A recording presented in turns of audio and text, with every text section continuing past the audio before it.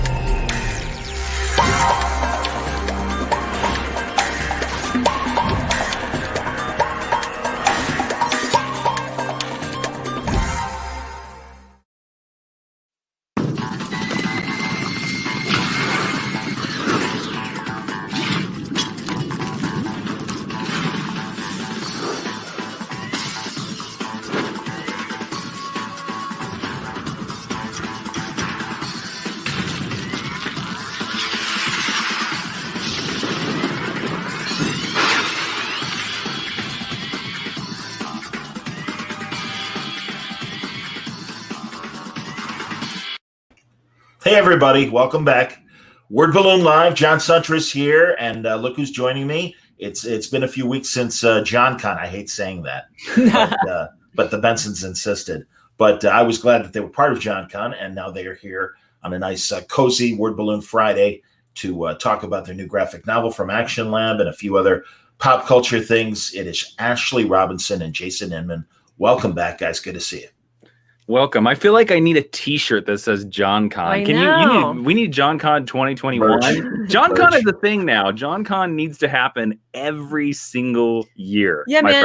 friend. If Tim Seeley can have Cabana Con, why can't Mr. Suntress have John Con? Yeah. I know. Seriously, and I was going to say, under normal circumstances, we'd be hanging out right now behind the San Diego convention, enjoying the water, and look at the giant yachts and look at all the really nice boats on the water and stuff. And that's right. But it's okay. At least we see each other. You know, this is nice. Thank God for video. Yeah. So good to see you guys. By the way, I want to say that I feel like 2020 has been the year of Word Balloon, because not a single night goes by that I have the notifications from Word Balloon on Facebook activated. So like, I feel like every time I log into Facebook now, you are broadcasting with somebody way more famous than we are. And I'm like, look at John. All right, cool. Yeah, John lives at the top of my Twitter feed. It's all live now with Word Balloon. I feel like you've become the CNN of comic books, and I love it. You know, honestly, it's keeping me feeling connected. And that's one of the reasons why I'm doing so many. And you guys know, I mean, and you know, when you do your own podcasts and stuff, Geek History Lesson and I mean, especially when you have guests, it's nice. I mean, it's like, okay, great, here's my friends. Get to hang out with my friends. So it's been terrific. And yeah, honestly, it is my 15th anniversary, and I have kind of leaned on the Rolodex to get everybody on. And no, it's been great, and I appreciate that. The fans are sweet. So it's win-win, and I'm sorry it's under these circumstances, but we're all making the best of it. So. And again, you guys are contributing. I appreciate you guys being on. I liked when you guys were on a couple of weeks ago. Jason, I felt bad. I'm glad Ashley, was getting her 2 cents in and everything. You felt like Jason was just hanging out. I was late. What was happening and everything. We popped in. I guess that's the problem with me spending my last 2 years in and around writers' rooms and television, where you learn like it's better just to shut your mouth unless you have the amazing pitch. Like, unless your pitch is going to beat the one that's out there on the table, shut your mouth. So I just like took that to heart during John Con and was like, cool, unless I have the funnier story, I'm just not going to say anything. Tell me as much as you can, because I'm sure some stuff you're under NDAs and you can't really talk much, but it's in terms of the culture of the writers' room. That's actually come up a few times recently, in terms of the reality and the, image of, good Lord, going back to Dick Van Dyke reruns. Christ, that I grew up with. You know, I don't imagine Buddy Sorrell's on the couch just spouting one-liners in a real writer's room. No. So it's funny. So the current show I'm on is a CBS show that I can't say yet. I thought I was going to be able to say by July this year. Still, nope, can't say anything. Okay. So I'm the showrunner's assistant on that show, which is awesome because it just means my job is I get to follow around the showrunner all day long and basically be showrunner junior. It's like I feel like it's an apprenticeship to like you get to see everything the showrunner does at all times, even more so than the staffed writers. And so I feel like when I get to run my own show one day, which I really hope to do, I already know basically how to do it because I've seen how it's done. But it's interesting. Our room was going when all of this went down. I was lucky because my current showrunner is an amazing dude named Craig Sweeney, who used to showrun Elementary, and he did The Code. Really great writer. And he actually sent us home 2 days before the LA stay-at-home order went down because he was at home because he was on script. And he like called me on the phone and said, yeah, I think we should just send the staff home. And I was like, oh, really? And he was like, I have kids. And he's like, I just don't want to take any chances. And I was like, and he's like, I feel bad requiring everybody else to keep going to the office. So just to send everybody home and we'll figure this out. And I thought that was pretty cool. So we then had to figure out how do we keep the writer's room going because we were in the middle of scripting. We still are. And so it was like 2 weeks of just like, okay, is Zoom the best service or is it Google Hangouts or is it Skype? And okay, Zoom's the best one. All right, cool. But what do we do for the virtual writer's room board? Okay. And eventually landed on this program called Trello, which is a free app, which it's a to-do list app where you can like move. And we did it because you can move all the cards around so that if we needed to move a story beat over here to over here to over here. That's great. Yeah. And then it was all coordinating like, like who runs the virtual board, who takes notes. Pitching gets a little weird when there's a delay, which became funny. And then here's the funniest story about this, and I will throw my employer under the bus. CBS has been a great employer. But when this first started, I went to them and was like, so you guys must have like a corporate Zoom account, right? Like you must have a corporate Zoom account. And they're like, nope, if you want Zoom, you got to buy it and then go through the paperwork to reimburse us. And the last time I did it took CBS 3 months to pay me. And so I passed the buck to my boss and was like, yeah, they want me to pay for it. My boss was like, no, I'm not paying for it. And so we now play the game in our writer's room where, Zoom has the 40-minute limit. Right. So we now play the game of nobody looks at the clock when you get the 10-minute warning. And we keep points of who gets cut off the most on Zoom during a pitch. And it's really funny because it has ended up being the same writer almost every time. Oh, that's hilarious. That's fantastic. Jeez. So yes, that is now the writer's room in the age of COVID. It's like, oh, when's the Zoom going to run out? I'm not surprised. Entercom Radio had us all buy the radio interface that we use to make our laptops studio ready and everything when I was reporting traffic news. So yeah, I did get expensed. I did get reimbursed before they let me go. So that's good.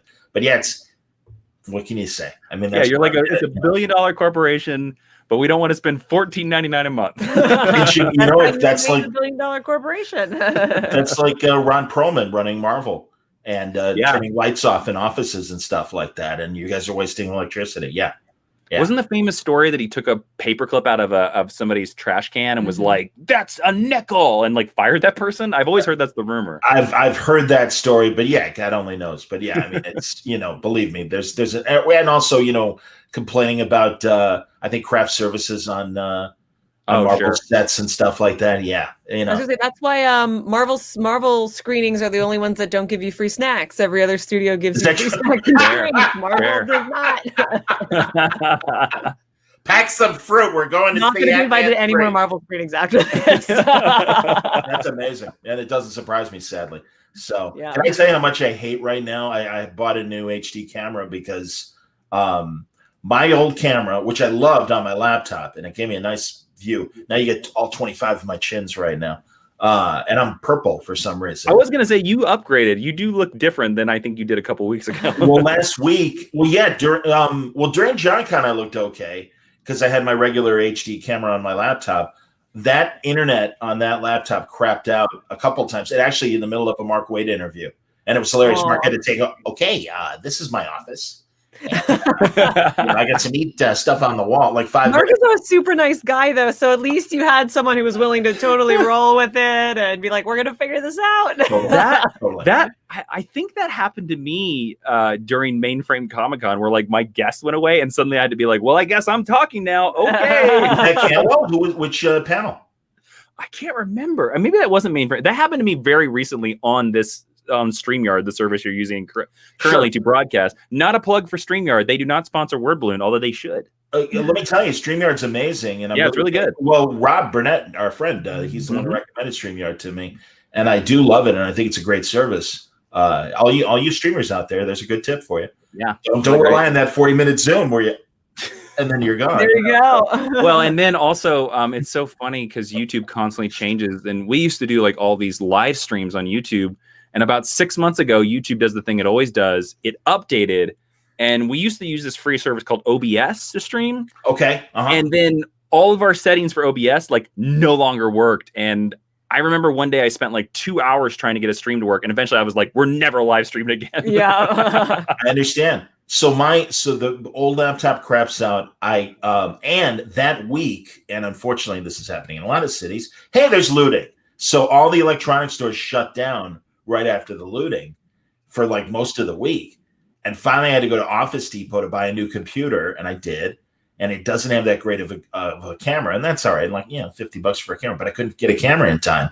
So last weekend when I did the preview night of Mainframe, and really the whole weekend of Mainframe, I'm on this 780 camera that's really washed out. And Bendis, even last Friday, it's like, "Are you on black and white?" And I'm like, "Yeah, I'm on a kinescope camera from 1950." It's the Mouliere model. Yeah. Yeah, I mean, it was ridiculous. But yeah, so I did get a camera, but I haven't. The mount is coming, so I'll look less chinny, everybody. Hopefully, it'll be like eye level. Yeah, and I'm also just jowly because I'm not exercising like I was. You see, you kids, you look great. You do. I mean, Jason, you're rocking the good hair. Thank you. Your hair is lovely, Ashley. Don't get me wrong. Well, we are both have gone all of 2019, 2020. What's time anymore? All of 2020 with no haircuts. All of 1893. Yeah, in the Joan household. So this is the longest my hair has been since I was 15, and I just don't know how I feel about it. This is my hair is currently, my bangs are currently past my ears, and I haven't had hair this long since 10 years ago. I was in a community theater production of The Crucible as John Proctor. And I specifically I only auditioned for that play because I had long hair. And I was like, I bet if I have long hair, they'll give me the lead. And they did. Yes, that's lovely. But yeah, I've kind of now just decided, and Ashley joined in with me on this, that we're just like, we're not going to cut our hair until like we're back sort of to normal. Like, so I'm curious to see, like, I bet you my hair gets past my shoulders before this is over. I bet that happens. Outstanding. Hey man, you look great. It's thank you. I appreciate it. I had one haircut like a month and a half ago, something like that. And it's getting better. I mean, my bangs were like past like halfway down my nose, and I did cut my bangs, and I was proud of myself because I did a decent job for being. You didn't go full Britney circa 2007 and just shave the head completely. Good Lord. I can't imagine what I'd look like bald. Thank God I've got a full head of hair. Because I don't think it'd be good. If you went bald on top, you'd have to join the beard club. I can never get past the pupa stage of my beard. It drives me crazy. And I really keep the way I look. So it's not a full butterfly. I'm still yeah. It just looks funky. So I can't stand it. But yeah, it's so funny. My nephew, he's got a full beard. It's like, just oil it, man. And I'm like, it still itches. I can't stand it. So I give you guys credit. And it would cover the chin. So I understand. But it's funny. I shaved when we first got the stay-at-home orders way back in March. I went clean shaven. Wow. For like the first time in. The last time you shaved before that was season 2 of Red Shirt Diaries. So like 4 or 5 years. Yeah. And at first I was like, okay, I'm going to grow my beard until we go back to work. And then when we got to June, my beard was getting pretty Grizzly Adams. And I was like, I I can't do this, and who knows when it's going to end. So I went opposite, and so now the hair is going long. No, it looks good. I'm telling you, it looks good.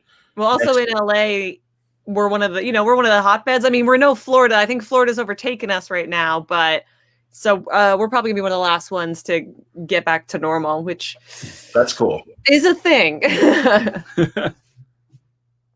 Pardon me. No worries. All good, man. Cough, absolutely. Don't worry, it's not a COVID cough. Everything's good.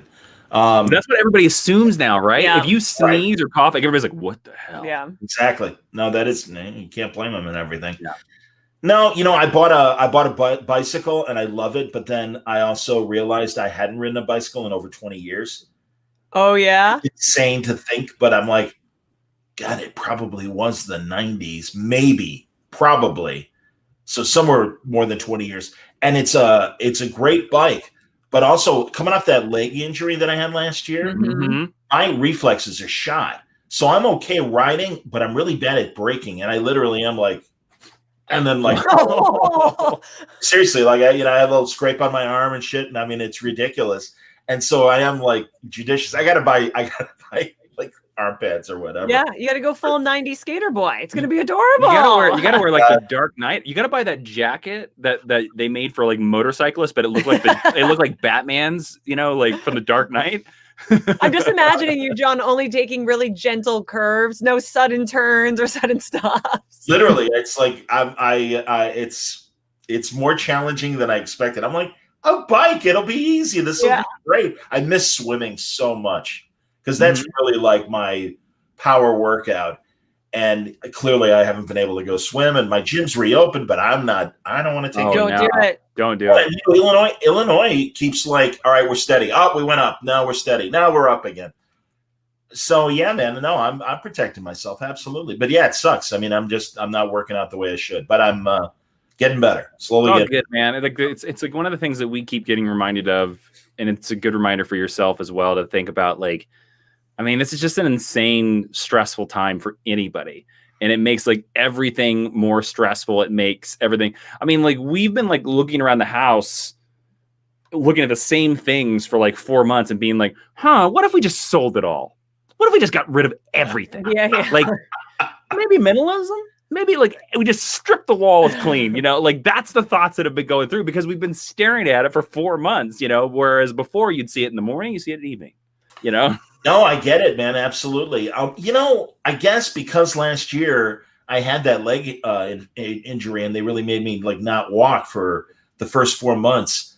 I don't get as stir crazy. So, instead of, people were, well, when you're stuck like this, learn a new language, you can learn a musical instrument, whatever to, pass the time. And for me, it really was like getting used to doing video and stuff. And I'm like, let me figure this crap out and do it more consistently. Because I would always just be too busy to do regular video like the way you guys are. I mean, you guys are the experienced YouTubers and everything. Well, we've rolled way back from you YouTube. want to learn how to lose YouTube subscribers. Hit us For real? up. Well, it's the thing like I mean, I definitely like started my career in YouTube because when I first moved out to LA, the only skill I really had besides writing and doing random improv shows was editing. So I was able to like get a job within the first month I lived in LA because I knew how to use Final Cut Pro and Adobe, which is a skill I would give any filmmaker or writer or even actor coming out to LA. I'd be like, learn editing because it's on paper, it's marketing. But doing that for like 5 years in YouTube, I got really burned out on it. And I was like, no, I want to write. I don't want to edit. It's just this thing that I did because I made my own movies. And that's how I got started in YouTube because I was working for all these other YouTube channels. And I was like, I can make my own YouTube stuff. If they can do it, I can do it. And that led to DC and that led to all this stuff. But I got really tired of trying to figure out the YouTube algorithm because it would change. It changes all the time, every 6 months. And then we had the adpocalypse last year. Oh yes, and then that killed a lot of our revenue last year as well. But to me, I'm like, you know what? When the stock market seems to make more logical sense than YouTube, then I'm out. It's messed up. Ash, how have you been coping with this post-COVID world that we're in, or for COVID world that we're in, obviously? work-wise? It's been really strange for me because as a non-citizen, I don't get a lot of the same safety nets that American citizens get, or a lot of the same allotments. So things are very different for me than for other people in these times. So, I mean, I think on a mental health scale, I'm like pretty proud of how we've been doing, and having Jupiter Jet to work on and knowing that we have to do something for it because the book is coming and we'd already had the train started. It was like such a gift to be able to focus on that instead of sitting here being like, what am I going to do? And like crying because I'm looking at my cat and I love him so much. And it's just like a pent up emotion about all these other things.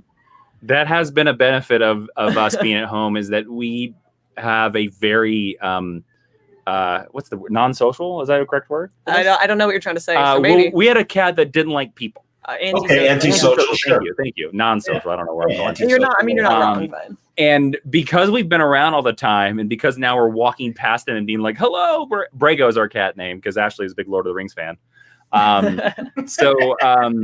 We walk by like at least once an hour now and pet him, and so now he's become more social, or he's like, oh yeah, I'll take the pets now. Yeah, that's been like our greatest victory is our relationship. Winning the cat over, yes. You may or may not walk through at some point. I don't. Fine. I love when the pets show up, not only on YouTube but even on major networks. I was watching MSNBC the other morning, and one of their talking heads, the big giant dog, just couldn't help it and poked his head in, and it was adorable. There's a very funny BBC video from last month where this expert is talking, and the cat like hops in between him and the camera, and the tail goes right up in front of the camera. Oh, that's fantastic! And I can't remember the cat's name, but he's like, Oscar, no, and he puts him away, and then like a minute into the interview, it comes back. John, you might have seen the guy on Twitter because I know you're a big sports guy, but there's a Scottish sportscaster who is out of work, and so he's just sports calling his two dogs. Oh, I did see that. When they're eating, or it's like such a gift. That guy got a book deal, man. Hey, good for him. Seriously, and again, doesn't surprise me. Crazy stuff. Well, Mike McMahon, Star Trek Lower Decks, got it from Next Generation Season 8 tweets that he was doing. So fun fact, I used to work full-time at Earth 2 Comics in Sherman Oaks. They're still open. Please support them. They're lovely. Mike was one of our regular customers when he started on Rick and Morty, and it was when he had his first son. So he would come in and leave the baby on the counter, and we'd be like, hello, sweet baby. Aww. Well, he would go around and so I've known Mike forever and ever. And when I first met him was when he was doing those tweets, and then he published Star Trek TNG Warped Season 8. And then when he got this, I was like, oh, it couldn't have happened to a nicer guy. I don't watch Rick and Morty, but I know that Mike is a like true, right? He's a hardcore Star Trek fan. So I was so excited. And then I'm so glad that I really have been enjoying Lower Decks. I was like, whoo, I can say congratulations and mean it. We were talking off the air. The first two episodes, I like to know. I mean, I really was on a scale of 1 to 10. I was giving it 6s in terms of. I think it's going to get better. I really like formatically how they've mapped it out, and design wise, it's great. It's fantastic. It feels like the most Star Trek-y of all the CBS shows so far, and I really did enjoy this most recent episode from this week. I thought it was really funny, as I was telling you guys off the air, especially with McMahon coming from Rick and Morty. I just felt, man, I'll tell you, I'm an old theater kid and did my share of stand-up as well and comedy on the radio. And it just really felt like, okay, we're talking real fast and real loud, so that's funny, right? And it's like, no, that's just attitude. Yeah, it's got to still be funny in there. So the first two episodes, I was like, eh. But this last episode I thought was hilarious. I thought it was terrific.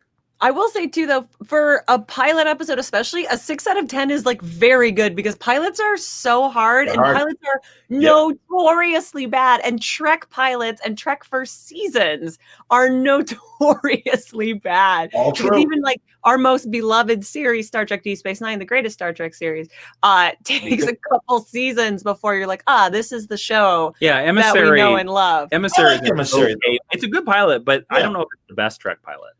I think Broken Bow, the Enterprise, is I the agree. best pilot. It's Star Trek Enterprise. They have the best pilot. Yep. In fact, I was in Vegas. I might have told you guys this before. It was for, I believe, it was De La Hoya. It was a De La Hoya fight, and I'm at the Mandalay Bay, and Tiny Lister, the actor and Zeus in the WWE, and he plays the Klingon that crashes to Earth. Klang. He plays Klang. Yes. And so I'm like, oh my God, Tiny Lister. I'm like, hey man, you were fantastic on Enterprise. You made a great Klingon. He's laughing. Couldn't have been sweeter. And it was great because I was down there in a press capacity to cover this De La Hoya fight. And I at one point, to get into the press conference after the fight, he couldn't get in. I'm like, come with me. I'm like, this is my photographer. And he's a mountain of a man. They're like, right this way, quite all right. So I was like, that was awesome, man. I'm like, my pleasure, Tiny. I'm like, I was like, if we're gonna tell, you have to tell your Cress Williams story. So okay, yeah. If we're gonna tell stories about bringing up Star Trek to celebrities, I think it was the San Diego Comic-Con before Black Lightning premiere, but Black Lightning had been announced, and at the Warner Brothers party, we're name dropping here. Who cares? It's cool. I see Cress Williams, and I go over and talk to Cress Williams and I remember when he got cast as Black Lightning, I was so excited because I've always known him as one of the first ever Jem'Hadar from Star Trek Deep Space Nine. Oh, I didn't realize he was a Jem'Hadar. That's he's like buried under all the Jem'Hadar makeup. I think he's in the very first episode they appear, but he's really good. Yes. He's really good. Like, he's so good that he's like one of the best Jem'Hadar that is throughout the entire series. And I went up to him and I said, "Hey, Mr. Williams, I was like so happy to meet you. I was like, I've loved you ever since Star Trek Deep Space Nine when you were the Jem'Hadar in whatever episode." And he just like looks at me, like processes it, and just goes, "Damn, that's a deep cut." Fantastic. That's awesome. He's amazing. And truly, I keep saying about Black Lightning, and I'm glad that it's there by comparison. It's like if Black Panther hadn't existed, everyone would be raving about how great Black Lightning is. Yeah. Black Lightning is great. It's my favorite since it debuted. It is my favorite Arrowverse show. It's so good. And guys, I was reading that comic when it was brand new, and truly it was so thrilling that that's the backstory of the show. Yeah. And it's like, oh my God. I mean, and to bring back Gandhi and everything they did, and Tobias, the way they portrayed Tobias Whale and everything, it's like, this is fantastic. Yeah. Oh, I was so pleased. And it really did. It hooked me immediately. I'm like, this is the show. So no, I'm with you, Ash. I think it's a really great show. It's a really great show. Unbelievable. Well, anyway, I know, and good Lord, we're 27 minutes in. Who cares, man? Oh, no, but I do want to point out, Jupiter Jet and the Forgotten Radio, Volume 2. And it's a great book, and truly looks fantastic. It's fun. I would say to people, and it's funny, last month I had Fraction and Terry Dodson talking about Adventure Man. Yeah, it's a great book. This could slide right alongside, as is the first volume as well. Well, you let Mr. Fraction know, I've never met him in real life, that if he wants an Adventure Man and Jupiter Jet team up, we are standing by the phone. Yeah, really. That'd be pretty cool. Yeah, actually, that would really be cool. But I love, I'm always big on genre splicing, and just the way you guys have things set up in Jupiter Jet's world, it allows for a lot of genre splicing. And, again, I'll let you guys talk about Jackie's backstory, and now we're in Volume 2. But yeah, tell us about I want to ask you, because we gave you a copy of it before the episode. I appreciate it. And we've made no secret of this. It's a slight, like, if it's out there if you want to find it. But in this one, a lot of people don't realize, did you enjoy that we spliced in Westerns? I loved it a lot. Yeah. Oh, no, I thought that was fantastic. That's the thing. So when we finally decided to work on Jupiter Jet 2, and we were working on the story, I went to Ashley and I was like, I want her in a cowboy hat riding a horse / lizard creature like a horse. Yeah. No, that's fun. I mean, again, it's great. It touches a lot of great classic pulp tropes, and it does it from a woman's perspective, which is great. And I mean, as opposed to your classic father and son story, this is a mother-daughter story in a lot of ways. Mm-hmm. And then following, there are and I know the crowd here is really lovely, but before anyone gets too out of hand, there are lots of boys in it. Oh yeah. Oh yeah. And Jackie's brother Chuck, it's one of my favorite things about this volume. Like, we really get to level him up, and he gets to come into his own as a sidekick or a superhero, however you want to look at it, which is something that when we were planning volume 1, we came up with what his name was going to be, and Ben had a really early design with we always knew that that's what we were driving towards. So this volume, it's been so interesting, is we're getting to pay off a lot of really early ideas that we didn't have the geography for in the narrative of the first volume, but I'm so glad we're getting to do now, because even when we just started writing it, I was like, this is just so much better than we ever dreamed of volume 1 being, and everything you create should be better. Every new issue should be better. Every new word balloon should be better, because you have all of that at your back. Yeah, I think reading through the book, it just fires on so many cylinders. I mean, just to be frank, like Jupiter Jet Volume 1 was our first comic book. I understand. Since then we've made science, we've made some other terrific stuff. I actually wrote a real book, and then we get to this one, and I think it's a real book. And I know. You wrote a prose book. Look, I say that for my mom, and yeah. I'll never get rid of that, because when I started reading comic books as a kid, my mom would always be like, "Well, but is it a real book? Yes, Mom. If it has pictures, it's not a real book." And I'd be like, "But I love it, Mom." Your mom is like the opposite of Gaston, who's like, "How do you read this? There's no pictures." But I just think having that runway has really benefited the book quite a bit. And Ben, our Matsuya artist, got to level up. We had a brand new colorist, Elizabeth Kramer. Taylor Esposito is always great. And John Boy Myers, who did our cover for volume 2. Here's John, here's my intelligence. I'll just let this. I will. This is an exclusive word balloon. Sometime I'm the dumbest person on the planet, and the reason why I say this is because John Boy Myers, love him, so great, turns in our cover, and I'm looking at him like, that's really cool. And Ashley looks at me and goes, "Hey, do you realize she's holding up the 2 sign, right? Because this is Jupiter Jet Volume 2." And I was like, "I just thought she was doing a peace sign." What? That's fantastic. Mine exploded. No, it's it also still works as a peace sign. Yeah. Absolutely. Well, she's like, space pirate, or not space pirate. I don't even know. Space cowboy. Well, we're literally space cowboy. So it works. Absolutely. I do think this is going to sound probably really arrogant, and I don't mean it to offend anyone who was listening, but I do think our covers set the book aside when it is on a shelf or on a table next to other books, because John Boy and then Ryan Kinnaid, who colors them, they're just so much better than we are, and they've been in the game for so long that what they produce is so exceptional. They really catch your eye. John Boy's art always catches your eye. Pulls you in. Again, if Adventure Man and Jupiter Jet are next to each other, people could easily go, "Yeah, I think I'll take both." Also, Terry Dodson, I know you're listening. I'd love a cover. Thank you. There you go. There you go. Yeah, absolutely. Terry does watch every now and then. You never know. That's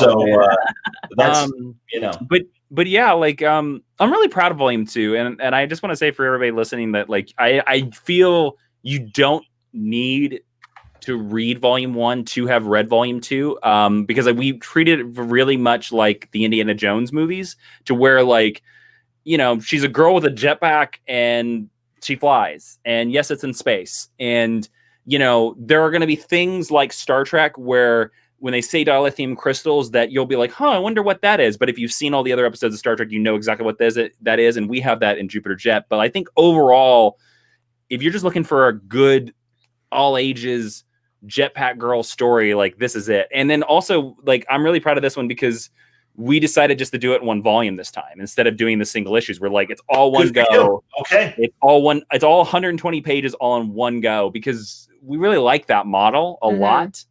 So these 2 millennials are contributing to the death of the comic book industry. You're welcome. And we say that as people who have been emailing retailers all week being like, "Hey, do you want to read the book?" Buy our comics. Exactly. No, something, and really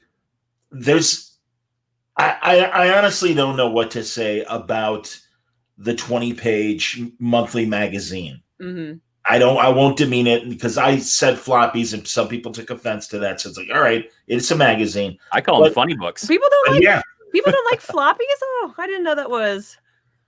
Some top creators are like, yeah, don't call them floppies. That would be an interesting poll. That actually, be honest with you, John, that would be an interesting episode to be like, just go like get up like six people up and be like, all right, we're gonna go through all this terminology. What do you prefer? Or nay? Yeah. That's actually a funny idea. That is a good idea. No, it's but yeah, I mean, honestly, and I mean, God, I was saying this, I guess, 15 years ago when books were hitting $2.99 or $2.50, and I'm like, getting kind of pricey. And now $3.99, $4.99. It's like, man, I'll tell you, my $20 used to buy a nice stack of books, and that just doesn't happen anymore. It's not possible anymore. Especially like I saw in some of the recent solicitations, like Marvel has kicked some of them to like $6.99. And I haven't seen $6.99 yet. Oh boy, yeah. Like I saw some articles go up about that, and I was like, oh man, we've crossed $5 now. Oh boy, not good. It's tough as like because we're very indie creators. Like we are so indie. Basically, if people aren't familiar, and I'm sure if you listen here, you're very savvy or you're watching at home. But if you're not sort of in the big three, you don't always have the complete resources of a major corporation at your back. So just for us, from a creative and a cost-effective standpoint, creating this story as the complete graphic novel versus doing, I'll say floppies because it doesn't offend me, for the first volume was just so much easier and so much more cost-effective overall. So like it doesn't even have anything to do necessarily with how we relate to retailers. And we're hoping that this is actually better for them because trying to sell something new, longer shelf life. Yeah, that's not Marvel or DC can also be tough. So we're asking them to do it once instead of over the course of 6 months. Absolutely. Yeah. I agree. Ed, I haven't released it yet. Brubaker and I were talking about that with. Oh, I love his model. Yeah. And everything. And I'm going to put it out on Monday. He goes into good detail about why he's made this choice. And again, I think a lot of it, Scott Snyder and I were talking a couple days ago. He was talking about his Kickstarter and his new publishing concern that he's getting started, Best Jacket. No, I think a lot of creators are really looking at where the market is now. We don't know what the future is. We really don't. And what are the alternatives that can still support the local comic shops, but also be a product that can sell in bookstores, sell online, the whole schmear, and I don't blame you. So it's just as a comic fan too, for me, and this is why I've been a big proponent of comics going to that like one volume every 6 months or one volume every 8 months, is because over the last like 10 years, comics, especially like the big two, it has gotten to this thing where they've been more concerned about getting the books out on time, and I understand that, but because of that, the artists can't keep up with that schedule. And when you read it in collected edition, you'll be like, okay, issue 1 and 2 is this artist, 3 is a different guy, 4 is a different guy, and then 5 is like the first guy. And to me, when you're reading it past, you are like, oh, that seems very uneven. It doesn't feel like it's the complete team. Whereas like when you read something like, I really enjoyed like Pulp. I loved Pulp, but it was like the same artist the whole way through. And you were like, it kind of felt like a movie. It would be like if you watched, if you were watching a movie, well, let's just say this, okay? I don't want to bring up this whole can of worms, but here we go. It would be like if somebody edits together, and somebody will do this on YouTube. If somebody edited together Zack Snyder's Justice League with Joss Whedon's Justice League, like you would be able to tell immediately the scene shot by Zack and shot by Joss. Didn't we already get that? Essentially, didn't we really get that? Yeah. Yes, we did. Exactly. That was where my it's the truth, but I don't know, man. I guess maybe as an older reader, artists switching off don't alarm me the way they used to, or at least they'd get inkers that would kind of tie together the feeling and everything. But no, you're right about that. And it's and I really do appreciate that younger readers expect it and deserve it, frankly. I mean, you want consistency in your storytelling. And I don't think that's much to ask for. I really appreciate you bringing up inkers, because I think inkers and letterers in all of comics creations are the most unsung and unappreciated, and good colorist too. But yes, a good inker. I'm looking at you, Danny Mickey. You are like my favorite inker, Danny Mickey. Weight in gold. And wait, we can't forget Norm Rappin. Oh, yes, Norm's amazing. Absolutely. There's a lot. I mean, good Lord. Some of my best friends are inkers. Yeah. That's my favorite. My all-time favorite Instagram content is watching artists ink something. I don't know why. There's something so calming and so beautiful and so efficient about watching somebody ink a piece of art. Oh, no question. Bill Reinhold, a great classic Marvel inker who, worked over so many great people. And in fact, I've got on my wall, I'm looking to see where it is. I think it's behind me right now, actually. I asked him to do Nick Fury, and he was at the time doing the Max Punisher, where Old Man Fury would show up in Punisher. Nice. And he was doing it over Doug Braithwaite. And he's like, do you want young Nick Fury, action suit Nick Fury, or do you want Old Man Fury? I'm like, I want Old Man Fury in the action suit. Yeah. And it's fantastic. Seriously, I've put it on social media before. I wish it was handy to throw up right now. But yeah, I'm like, oh, that's and he threw a trench coat over him. So it looks very Matrixy, like almost like, Nick, and it's classic Nick Fury. It's white guy Nick Fury. You'll forgive me, everybody. One of my Silver Age Nick Fury, as opposed to and I love Samuel L. Nick Fury, and I love Nick Fury Jr. in Marvel continuity as well. But I can't. As I've got my gray temples, I relate more to. One of my favorite Comic-Con memories is the first time I ever went to San Diego Comic-Con was like in 2008. And it was because I was working out here in California for a summer job because I was still living back in Oklahoma. Okay. And I went, and it was when Jim Lee was doing All-Star Batman. And the line was shortish, so I got in it. Because it was before 2010? Yeah. It was before 2011 where, Twilight came, and supposedly that's when everybody... Well, anyways, but Jim Lee was there. It was Jim Lee, Scott Williams, Alex Sinclair, and they were all three in a row. And I noticed that everybody was just getting Jim Lee and then walking away. And so I got Jim Lee's signature. I took a picture with Jim, and then I laid the book in front of Scott Williams. And Scott Williams almost looked at me like, "What? What do you want me? What do you want me to do?" And I was like, "I want you to sign it. You worked on it too." And he was like, "Really?" And then even Alex Sinclair was like, "You want mine too?" And I was like, "Yeah, you all worked on it." That's great.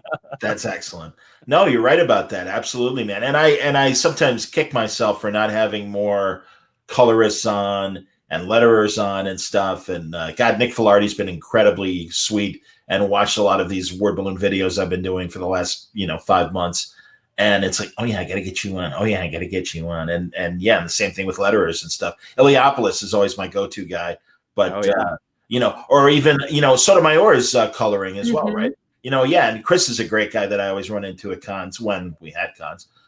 So yeah, I gotta correct that. So that's got to happen more, because you're right. We do. We take these roles for granted, and we shouldn't. And especially, as I'm sure you guys have seen, some pencilers, what they turn over to the inkers. Oh yeah. Bare bones, a lot of their stuff is, and truly the finishes and a lot of the real art, you'll forgive me for a lack of a better way to describe it, comes from the inker. And then the colorers just make it even more spectacular.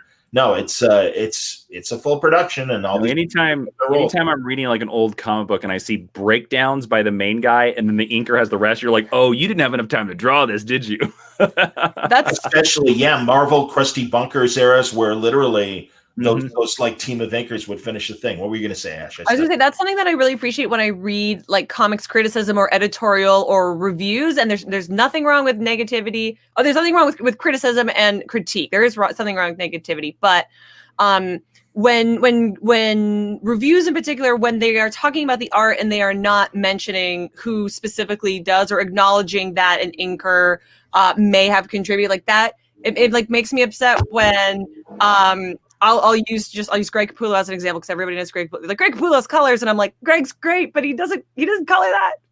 Okay, if you like the color, pull a colorist name. It's not that, like, that's something I really appreciate in journalism, is when everybody is credited accordingly. Isn't Capullo's inker now Jonathan Glapion? Yes, who I love. John Glapion's great guy. I think that's how you say his last name.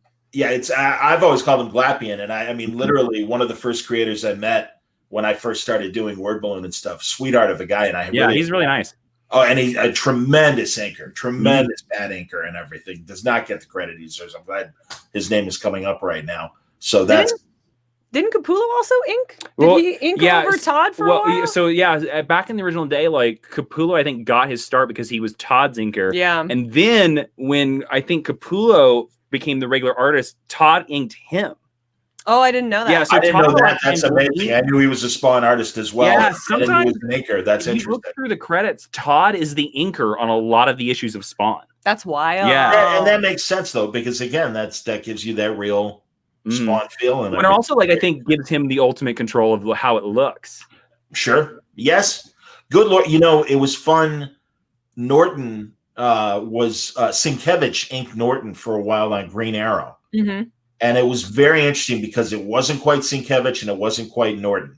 And I always say that about but that's the thing. It became something different. And I also felt that way comparing Kirby with Joe Sinnott or some of the other greats that inked him. And then you go way back when it was Simon and Kirby. And the Simon and Kirby product is a very different looking finished thing because Joe would ink over Jack. So that I always think that's interesting, the different combinations. My favorite combination is Ross Andrew and Mike Esposito in the Marvel Spider-Man days from the 70s. They're a really great combination that doesn't get the due a lot of times in terms of being like a classic kind of Bronze Age look. So, I actually think is really, and one of the secret, like, best inkers of all time. And it's only because, he's been so prolific as a great writer and a great artist. I actually think it's John Byrne, because John Byrne's art, I think, looks the best when he inks it. Mm-hmm. I've seen his art inked by other people, and it never looks as good except when he does it. I agree with you. Absolutely. I know I wish he were more. I don't know what his deal with his fans, and I still love his art and I still respect the hell out of him. Yeah, I love his art too. But it really does seem like he's closed the door on a good section of fandom and really only wants to hear from his fans. That could be a weird thing about social media. Yeah. And we all know this as people who like work in the new media, which someday we're not going to call it that anymore because new media will be. How many more years? I know you're right, man. Really, it's been 20. How many more years until we're not new media anymore? TikTok is the new media now. I know, I'm way too old for TikTok, but that can be the sort of interesting thing about social media and the new media sphere is when you get to sort of watch how people react. And I say this as someone who truly just shamed somebody who was mean to me on my Twitter account recently. But, Good Lord. I know. And I mean, and social media used to be so much nicer. Yeah. 15 years ago. I mean, I know when, message board days, and I didn't even get into some heated arguments on message boards, but everyone just was a little nicer and more. But I will say this, because we have definitely benefited from this, that Jupiter Jet, I can tell you 100%, Jupiter Jet would not exist without social media. Absolutely. Because we kickstarted the first volume, we kickstarted the second volume, and without our Twitter followers, and you can, in Kickstarter, the great thing about Kickstarter is you can look through and you can see exactly where everybody's coming. In every campaign we've always done, it all comes from Twitter. Like the majority of people are coming from Twitter. So sometimes I try to remind myself of that you're like, oh, that's the good stuff of social media, or people sending us pictures of, because it is all ages. Nothing makes me happier than little kids or kids and parents reading the book like that. Makes me like just sit here and want to cry, but in the nice way. Yeah. I'm like, what a gift. Like that's better than anything, which is not something we would know. Yeah. Without the power of Twitter. They got us that Ringo Award nomination. Yeah, that's true. That's true. That's awesome. That's fantastic. Was that for the last volume or is that for? Yeah. We got Ringo nominated for all ages. For the best all ages comic of 2018 for Jupiter Jet Volume 1. Yeah. That's wonderful. Excellent. Yeah. It was really awesome. Like I still have in my inbox, my Gmail inbox, I still have the email where they emailed us saying we were nominated because it's still one of those emails that I look at. I'm like, I can't believe this happened. Yeah. That's great. So are we in the midst of the Kickstarter? Where are we on the Kickstarter? No. So the Kickstarter for Forgotten Radio, I guess sort of is we're waiting for the book to be printed right now. And barring any COVID craziness or USPS craziness, the book will be printed very soon. Like next week or the week after. Yeah, and so hopefully, rough thing is that all the Kickstarter backers will get their book in September, plus all the exclusive swag that they only get because they're. And then Jupiter Jet and the Forgotten Radio will hit comic book shops on October 7th. Great. And actually it's going to hit Comixology a week before. That's just the way Comixology does the things. Really cool. I will say we Jason mentioned at the top of this that like we've been reaching out to a lot of retailers, and I am so pleasantly surprised and so heartened that so many retailers are willing to like work with us, and they're so open to us. Like, everyone is very kind now in a time where it's so easy to be angry or to be sad. And I very much feel like sometimes I'm just a teenager who, when I would normally be kind of upset, now I'm really upset. And it's been really beautiful to see how the comics community has come together, and that we're able to give back in this way, and to, you know, hopefully keep, because I love a good comic book shop. So to help keep any doors open, we're happy to be a part of. Well, I will say this to any comic retailers listening to this fine podcast, and I hope all of you are listening to this. I mean, it's a CNN of comic book podcasts, as I said. We will send you book plates, signed book plates for Jupiter Jet and the Forgotten Radio if you order a copy. So all you have to do is email us at jupiterjetcomic@gmail.com, and we will literally, no cost to you, send you a signed book plate because you sold it to an awesome customer. Yeah. That's fantastic. If my camera weren't sitting on my keyboard, I would put it in the chat right now. jupiterjetcomic@gmail.com is the email to get the Maybe book I'll plate. put it That's in there, great. John. Feel free if you can. Yeah, absolutely. Put it in the comments, buddy. If you just Google Jupiter Jet, it comes up in the Google search results. So. That's good to know as well. No, absolutely, man. And no, I'm totally with you. I love comic stores, and also it's really wise that a lot of comic stores are turning to YA product because, you know, it's easy to just really support the big two. And I know that there are stores that the only thing that was on their order list were Marvel comics for the longest time.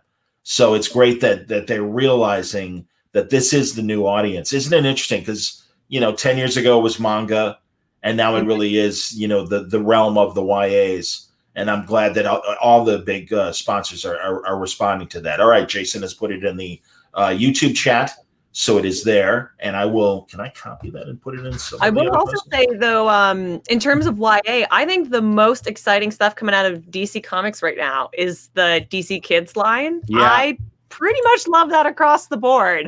I think those books are exceptional. I'm so excited we're getting more of those. Yeah. Have you read Primer, John? The DC Kids Primer book? It was written by Jennifer Murrow, and I forget the other co-writer's name. I feel bad. It was great, dude. It was so good. It was like a brand new original character, this young girl. It has like a very like kind of Banksy graffiti feel. And I don't want to spoil too much because like part of her superpowers is like a big part of the story. So, and this was a DC YA book? Yeah, it came out in June. June. And I think like Primer is like one of the coolest additions to the DC superhero universe in quite a while, probably since Naomi, I would say. That's amazing. I really liked Maurice's Nightwing book. I thought that was great. We love The Lost Carnival. It was great. Lost Carnival. Yeah, I thought that was terrific. I really enjoyed Isaac Goodhart's Catwoman book that he did. Isaac and I, by the way, Isaac and I are products of the DC, not the DC. He got in the DC talent hunt. I did not. Of the Top Cow talent hunt, we won this same year. So like Isaac and I started in comics together. So like I love Isaac so much, and I'm so happy for all of his success. So every time he's fantastic. Actually, we haven't done an on-camera thing yet. We're gonna have to do that. And I love. He's very big. What'd you say? He's very big, but great hair. He's got big hair. Amazing hair. Yes, indeed. Absolutely, he does. What I like about also about the YA program is that they've got veteran artists breaking down the books for the new artists because their art is strong, but maybe their comic storytelling isn't there yet. So they literally do provide them with a vet that will give them the guide of, okay, panel by panel, this is how you could do it. I did not know that. And I think that's great because that's a great teaching way. That is right now, and I am saying this, it seems to me as an observer of the industry that's the problem in terms of all the companies want to be more inclusive and really tap into this new younger art. But as we were saying earlier, it is a deadline business, especially for the big two. Yeah. So this is a great way to teach these younger artists how to work in that way without the pressure of it being a monthly book, but also learning from masters and everything. And, you know, they've always had chalk talks, and great artists have, you know, been available to younger artists to explain storytelling to them within the companies. But I really think this step further is a big step forward to getting younger artists into the mode of comic book storytelling.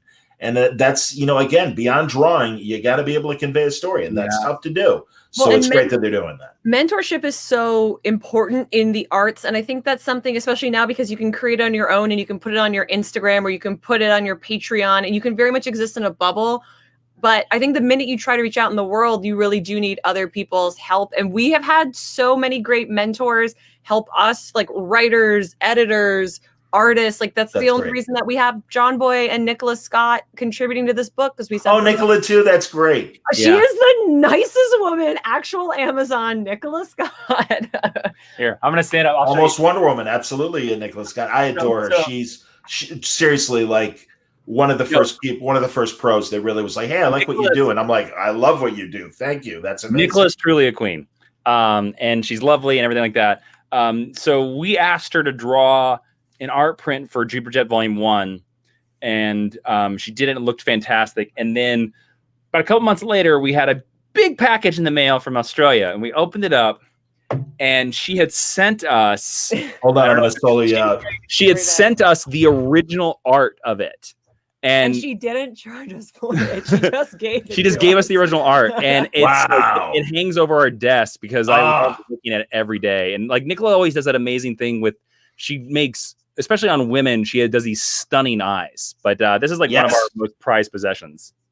No, she's the best. I also think she draws the most beautiful men in But so yeah, yeah, so she did a print for Volume 2 as well, and it's in the back of the book. Yeah. Oh, that's fantastic. That's excellent, man. No, it's really Volume 2 is fantastic, and like you guys said, it's a definite progression for you guys in the best way, and I think it's a lot of fun. It again, lots of genre splicing in the best way as well, and yeah, you know, a taste of Western in there, good sci-fi stuff, and just the weird planet. I mean, it's revealed in at the end of Volume 1. That's the big reveal. At first, we think we're in the 1930s, but really we're in a simulation of the 1930s happening. Yeah, that Watchmen ripped off, by the way. You're welcome, Damon Lindelof. Yeah, that is a funny thing. I haven't been too big to tweet it, but I have considered like tweeting Damon Lindelof and be like, "We beat you to somebody being trapped on Europa by 3 years, buddy." That's hilarious. Also, if you're hiring, please let us know. There you go. But yeah, that's the big reveal of Volume 1, is that they're not 1935. It's a simulated 1935, and that it could possibly be thousands and thousands of years in the future.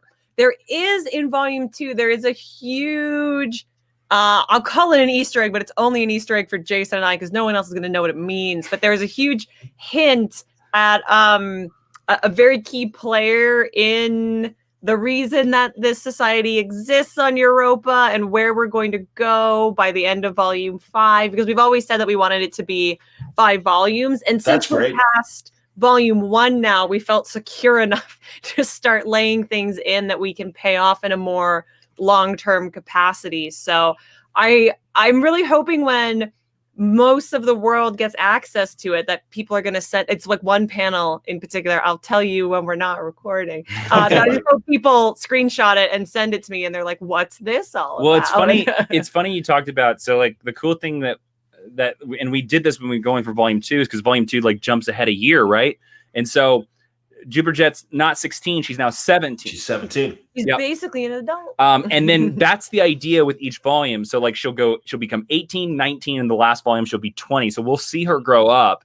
And you're talking about the genre, each volume is going to incorporate a different genre, is going to smash in a different genre with like jetpack and because like we kind of like, a lot of people say like steampunk and retro, but like I kind of always felt that Jupiter Jet is very pulp, because that's where the comic book started, and that's like the Doc Savage type feel is what I've always felt like is behind Jupiter Jet. So I'm always like, it's pulp mixed with like Volume. It's because she's got goggles. That's why everyone says steampunk. But Volume 2 is very much pulp and science fiction with a little bit of Western, and then Volume 3 will be something else. And I will tell you, there's a really cool Easter egg that we haven't told anybody else, and I want to tell it when we were writing this book, a lot of Jupiter Jet and the Forgotten Radio has to deal with Jupiter Jet finds this brand new element, this red rock as it was. And actually one of the original titles of this volume was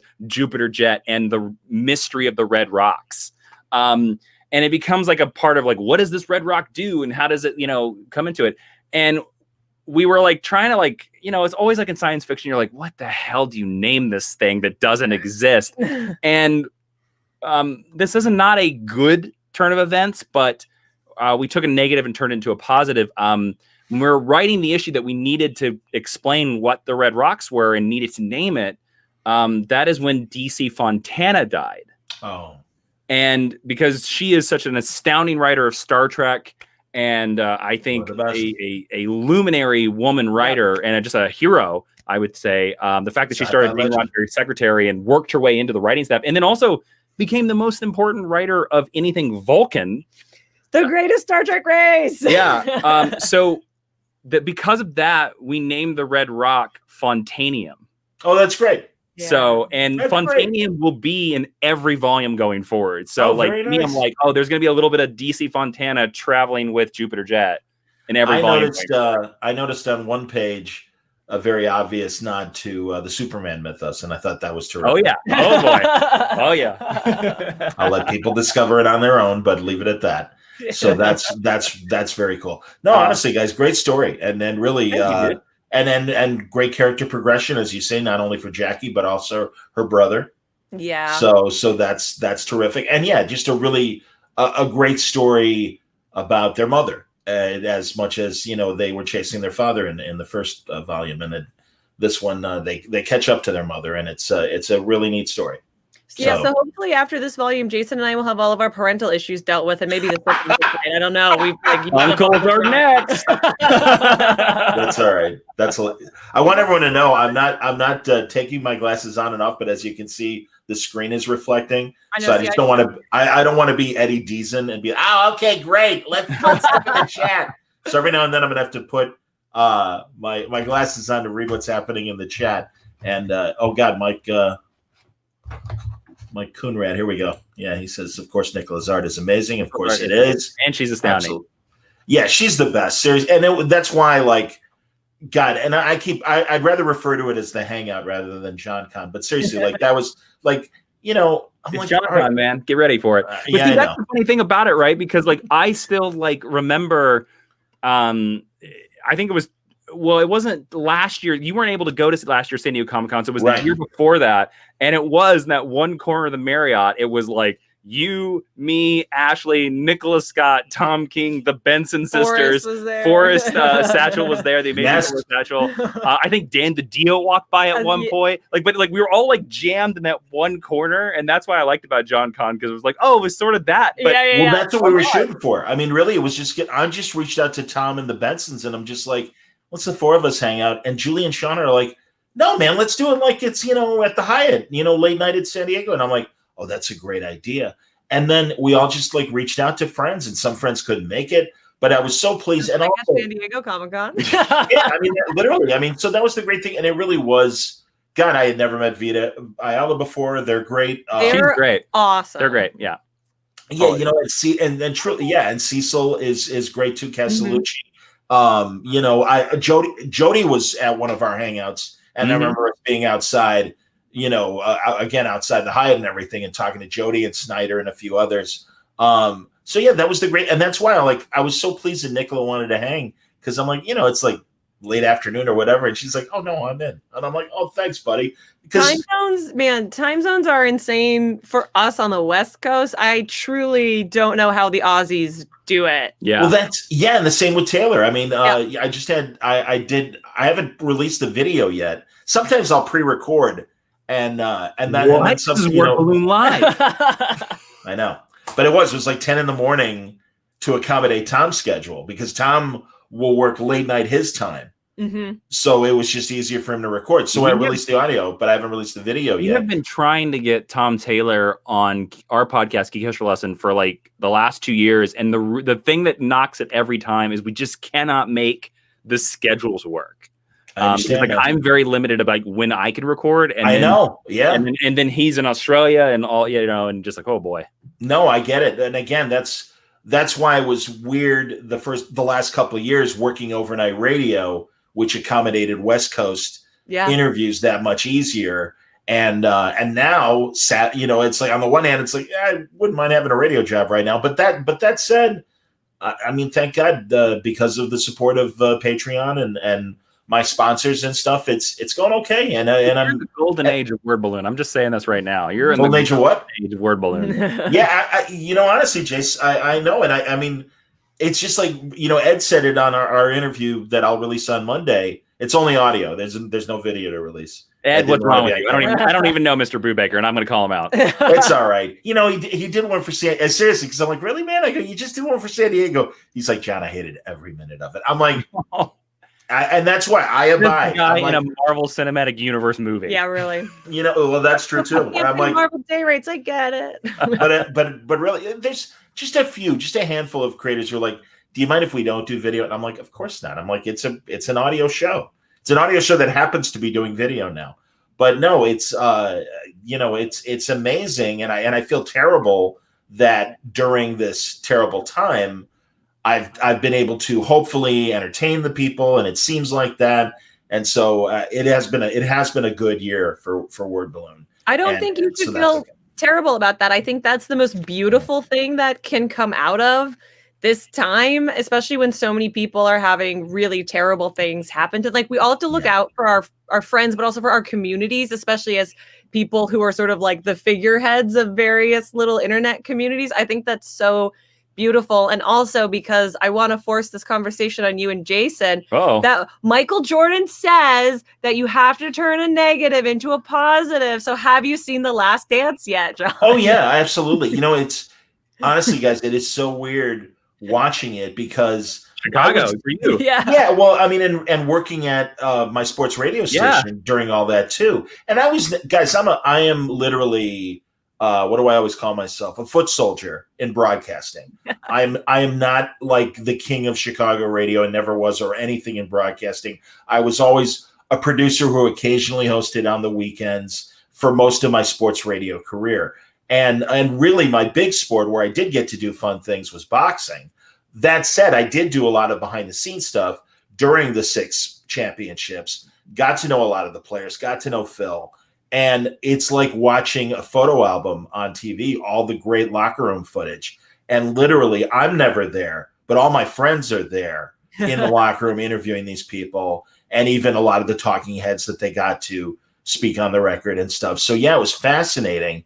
And it is. There are a few things that I know that again, being a Jordan produced production, get a little gloss on it there. It's like, yeah, I know a little more grit there, but okay, that's fine. And I also think unfairly, Jerry Krause, the general manager, is and don't get me wrong, he was a middle manager, and middle managers by nature a lot of times can be assholes. Because that's the job. Like from the documentary, they make him the villain. Well, and seriously, I happen to have a great relationship with Jerry Reinsdorf, as best as you can have, being a guy that worked at a station who he knew who I was because I would imitate him, and he was such a good sport. And I'd be like, well, we really feel we got a great team. And then, I mean, that's how Jerry is. And he's like, I really talk like that? And I'm like, that's what I hear. But he was a sweetheart about it. And I would be in his box, his private box at Sox Park. And he goes, this is the only guy in Chicago I let make fun of me. And then I'm like, oh, that's great. But that said, I have to say for the documentary, when he's, we let Jerry do what he wanted. I'm like, he's following the owner's orders. Come on. And I mean, and Jerry is one of the ownership of the Bulls is divided by like 20 people or something like that. Yeah. And truly people are like, man, why did they break up this team? And it's like money. It's very simple. Always money. It's always money. Of course it is. And it's like they were making enough money and figured out that they would continue to make it after the 6 championships with a lesser product. They wanted to make their money that they invested. and they didn't want to keep paying out that money and making less of a profit. It's that basic. And you can unfortunately tell as these men progressed in their careers, we got the primes of their careers. Yeah. And they, even though Jordan continued with the Wizards and Pippen continued with the Rockets, it was, no, we got their primes. Rodman went to the Lakers and helped them win 3 championships. Yeah. He wasn't there for all 3, but no, he wasn't there for all 3. And that's the thing. Literally, we probably got Rodman's last couple golden years and stuff, So that's the thing, Ron Harper, I guess, even maybe did more for the Lakers than post Bulls. But yeah, and Phil, of course, Phil managed to continue. Yep. It's so crazy. Yeah, for me, and I again, like you being in Chicago, like even for me, never living in Chicago, it just brought back so many memories of just like the 90s. Because in the 90s, I feel like everybody watched basketball. Like you all watched basketball because of the Chicago Bulls. And then the weird episode that really pinged with me was the Dream Team episode where I was like, oh my God, I remember watching every single game of the Dream Team. The Dream Team is so iconic. They made fun of them in What We Do in the Shadows. Yeah. I remember having I had all the stupid McDonald's cups. They had all the plastic cups of like Larry Bird, Charles Barkley, and Patrick Ewing, and I wanted all of them. Well, that's the thing. And also, the sports station that I worked at, we went on the air in 1992. So we missed the first championship, but we were a part of every other championship. And we really grew in stature as the Bulls did. And so not only did we make our impact here in Chicago, but nationally as well, because we were the local sports talk station and stuff. So we forged a lot of friendships with a lot of national sportscasters. It was just good timing. Literally, some of the network guys were already, friends with other people that worked at our station. But like, it was weird before ESPN Radio really happened. Dan Patrick, Charlie Steiner, all those guys became good go-to friends because they were constantly in town covering the Bulls. And it was just really funny how that just kind of helped us grow as, in our first 10 years of existence as a radio station. So yeah, it was a lot of fun. It was that. And then our sister station, WXRT, was the big rock station in town, and it was alternative rock. So Shelley Bond, who I love, the great Vertigo editor, and now in IDW, and now doing great stuff with Insider Art and other projects that she has going. She was a kid that we're contemporaries, and we both thought our careers would have been in music rather than where we wound up. And I have a lot of great music stories working at the station where literally Elvis Costello came in, and Lyle Lovett, and John Hyatt, and my favorite, the one that she always swoons over, is Brian Ferry of Roxy Music, where literally knock at the back doors one random Saturday night where he's in town to do a show, but he came to talk to one of our DJs because they were like the top DJs, and they had those kinds of relationships for over 20 years with some of these great artists. God, the woman that he came to talk to, Terry Hemmert, had interviewed all the living Beatles. Lennon is the only Beatle she never interviewed. And she's in the Rock Hall of Fame herself as a DJ. So yeah, it was like literally I answer the door. There's Brian Ferry. He's like, "Hello, it's Terry here." And I'm like, "Hey, no problem. No problem, Mr. Ferry. Why don't you walk in?" Suddenly I'm with Lenny and the Simpsons. "Yeah, come on in, Mr. Costello. Maybe you can sing a song for us." It was like living in a Monkees episode. It was ridiculous. And the same with the sports. Sam on the sports side. Seriously, it'd be like, "Oh, hi, Hank. Hey, Mickey Mantle. How you doing? Sit down. How you doing, everybody? I got a story for you." And I was like, "Okay, great." Does Mickey Mantle sound like Gober Pyle? Is that a thing? That's how he's Oklahoma. He's like, I didn't know that. I didn't know he was like, "Golly, Andy, I hit the ball real good." He came in and did an in studio. He's hanging out. And one of our producers, who's really like one of the best reporters in baseball right now, Jesse Rogers for ESPN, he broke the story about the Marlins all having COVID. Oh, wow. Yeah. He broke the story. So he was a great celebrity booker. And we have Mickey Mantle in studio. And he's like, "Oh, something? Let's call Yogi Berra. They love each other." And they do. All those 60s Yankees, they all adored each other. So we get Yogi on the phone. Yogi's in St. Louis, and we're like, "Yogi, we got Mickey in studio. You want to talk?" "No, I don't want to talk." "Oh, wait a minute. Yes, I do want to talk to him. Put me on with Mick." Okay. So we're sitting there. "Hey, guess what, Mickey? We got your old pal from St. Louis on the phone. former New York Yankee, Yogi Berra, everybody. Oh, how you doing? How you doing, Yo? Good to hear from you. And very classic Yogi Berra's like, hey, Mick, listen, I know you're coming for the Knights of Columbus dinner next week. Phil Rizzuto's going to pick you up, not Joey Bubats, okay? All right, see you later. Bye-bye. And that's because we had him on the phone. And we're like, wow, it's true. That's like, we just got Yogi. He's like, now you know what my life's been like. And it's like, so yeah, Mickey was amazing. Yeah, I mean, it's so seriously, funny it was that, just like them talking about like who's going to pick up who on the live on the air. That reminds me, literally last weekend, I had the panel right after Howard Chaykin and Rob Burnett on Mainframe Comic Con, and it was me talking to Christopher Cantwell, the new Iron Man writer, who's a really cool dude, and I've met through Twitter. Chris a lot. Great guy. I'm looking really forward to that run. And so I show up like 10 minutes early. And as everyone knows, when you're working in the StreamYard, there's a public chat and there's a private chat. And the private chat backstage, basically, virtually backstage. Yeah. So I start, I just, like, hey, I'm here, and do you guys know if Chris has shown up yet? And Howard starts reading the private chat in his panel. Oh, I'm gonna have to watch it. That's awesome. Well, I don't know who's that. And I was like, oh crap, did I just ruin Howard Chaykin's panel? You haven't lived until you pissed off Howard Chaykin. That's very good. He's the best. I seriously, there's one of the old look, I say this as a big fan of the man. So if he listens to this later, I just thought I felt really bad that he didn't realize he was looking at the private chat. Sure. No, that's fantastic. He's the best. I really enjoy Howard. And again, I'm not trying to like play to top that. Can you top this? But I remember. Well, let's keep going.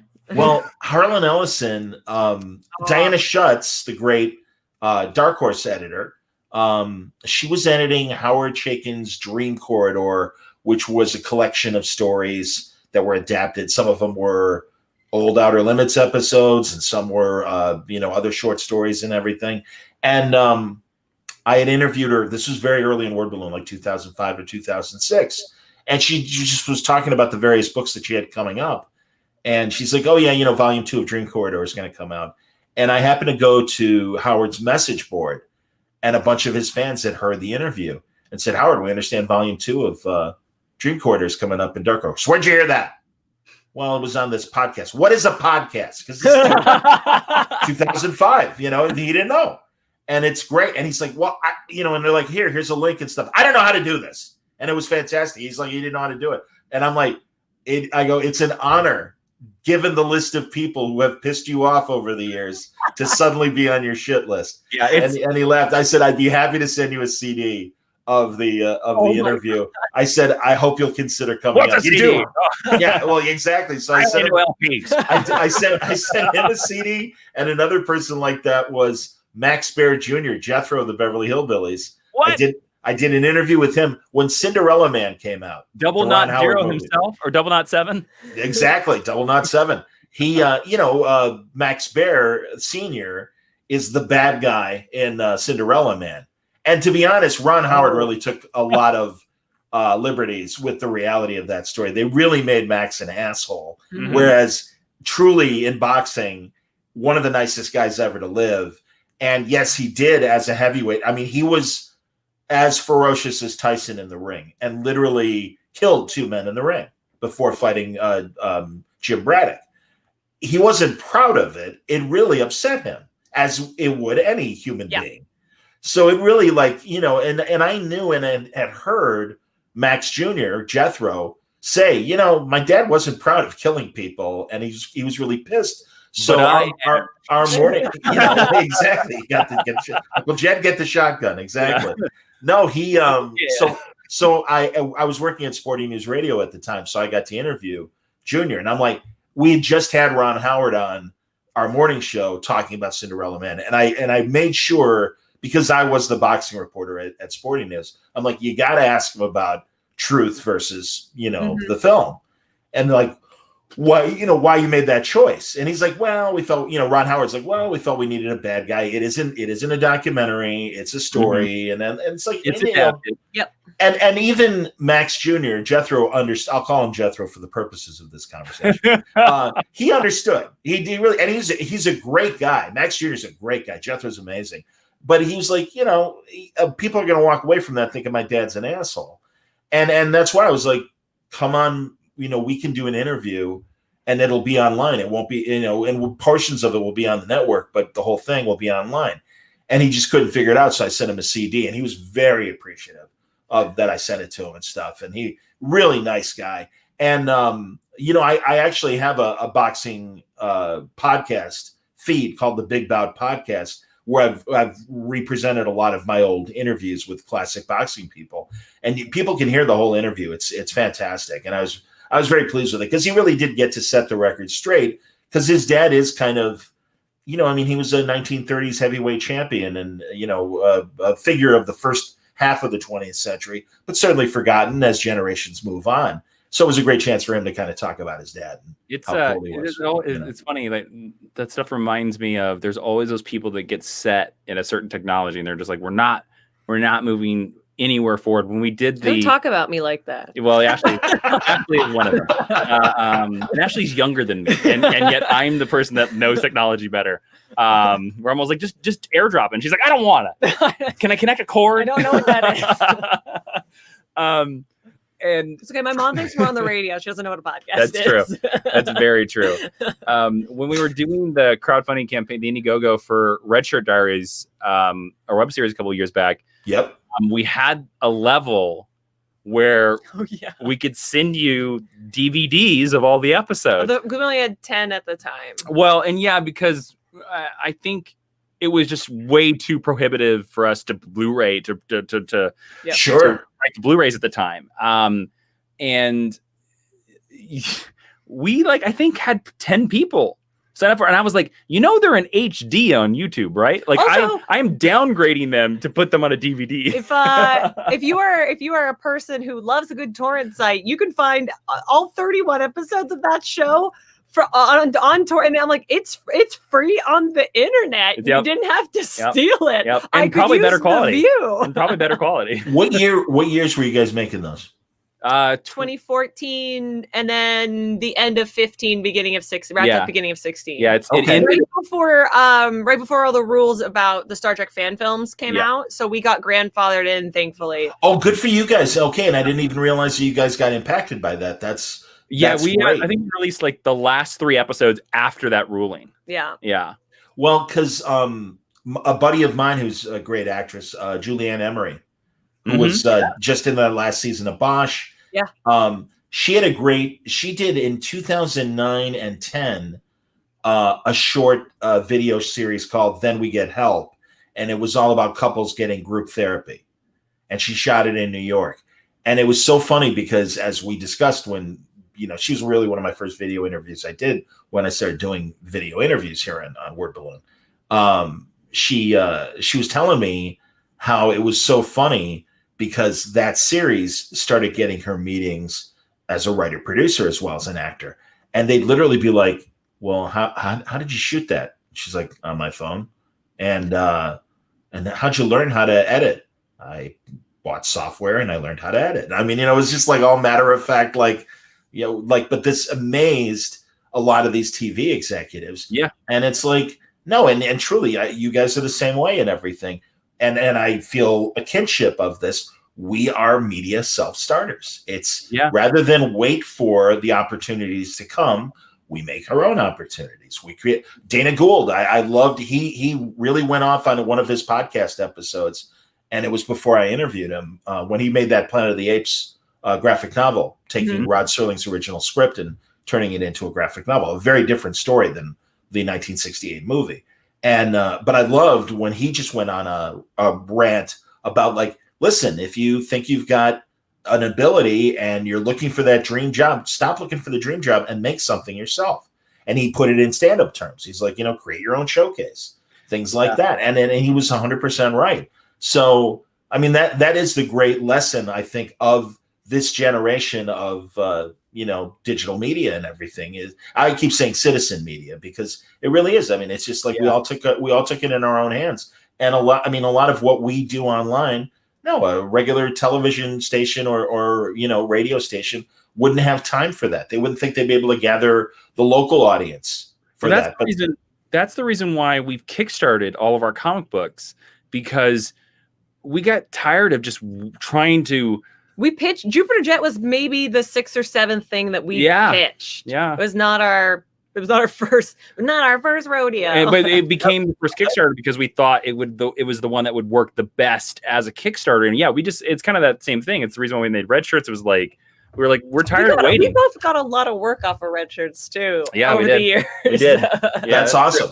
This hold on one second here. Hi Ryan. We know Ryan. Very nice to meet you, Ryan. There we go. Speaking of media savviness, Ashley, has your experience as an editor influenced much of Jupiter Jet's story structure? Jason, same with TV work. That's tough because I don't think it's influenced story structure. Jason is Langley. We know. Hi, Langley. Yeah, Langley as well. Jason is much more of the story structure guru in our operation. I feel like my strength as an editor mostly comes from the fact that I have an English degree and like that words are spelled correctly. So I am definitely I'm much more of a final draft editor than a story editor. Actually, for this volume of Jupiter Jet, we hired an editor because it's the same reason that I think it's hard to be an actor and a director. And it's why I don't want to direct. I don't want to be in charge of things. So when it's your own work, when it's my own work for me personally, with Jupiter Jet, it's more in the minutia than the overall. I would say Jason's abilities speak more to the overall structure of it. And that's why when I do editing work, I don't do a ton of story editing. I go in and I do fixes, and I do polishes more than anything. But our editor, Brittany Matter, who's so amazing. Yeah, I wanted to make sure we shouted her out. Yeah, absolutely. No, I was going to ask. Absolutely. Yeah. How about you with your TV work? I'll tell you what. I think no matter what level of writer you are, being in any kind of writer's room is like going to college for writing, because you have a bunch of people that are just so much smarter than you or equal smartness. And you're constantly batting around 50 billion ideas. Like the current show I'm working on right now, we've done a bunch of different versions of the pilot. And because we've done that, it's hard for me not to remember the original version. And it's hard not to just call the characters by the original names, even though we're 5 different versions later. So I guess, yeah, Jupiter Jet and the Forgotten Ray was very influenced by me being around a lot better writers than I've ever been, and thinking about story structures and like why, what are you doing with certain things and why do victories matter? And 100%. And that's what I think.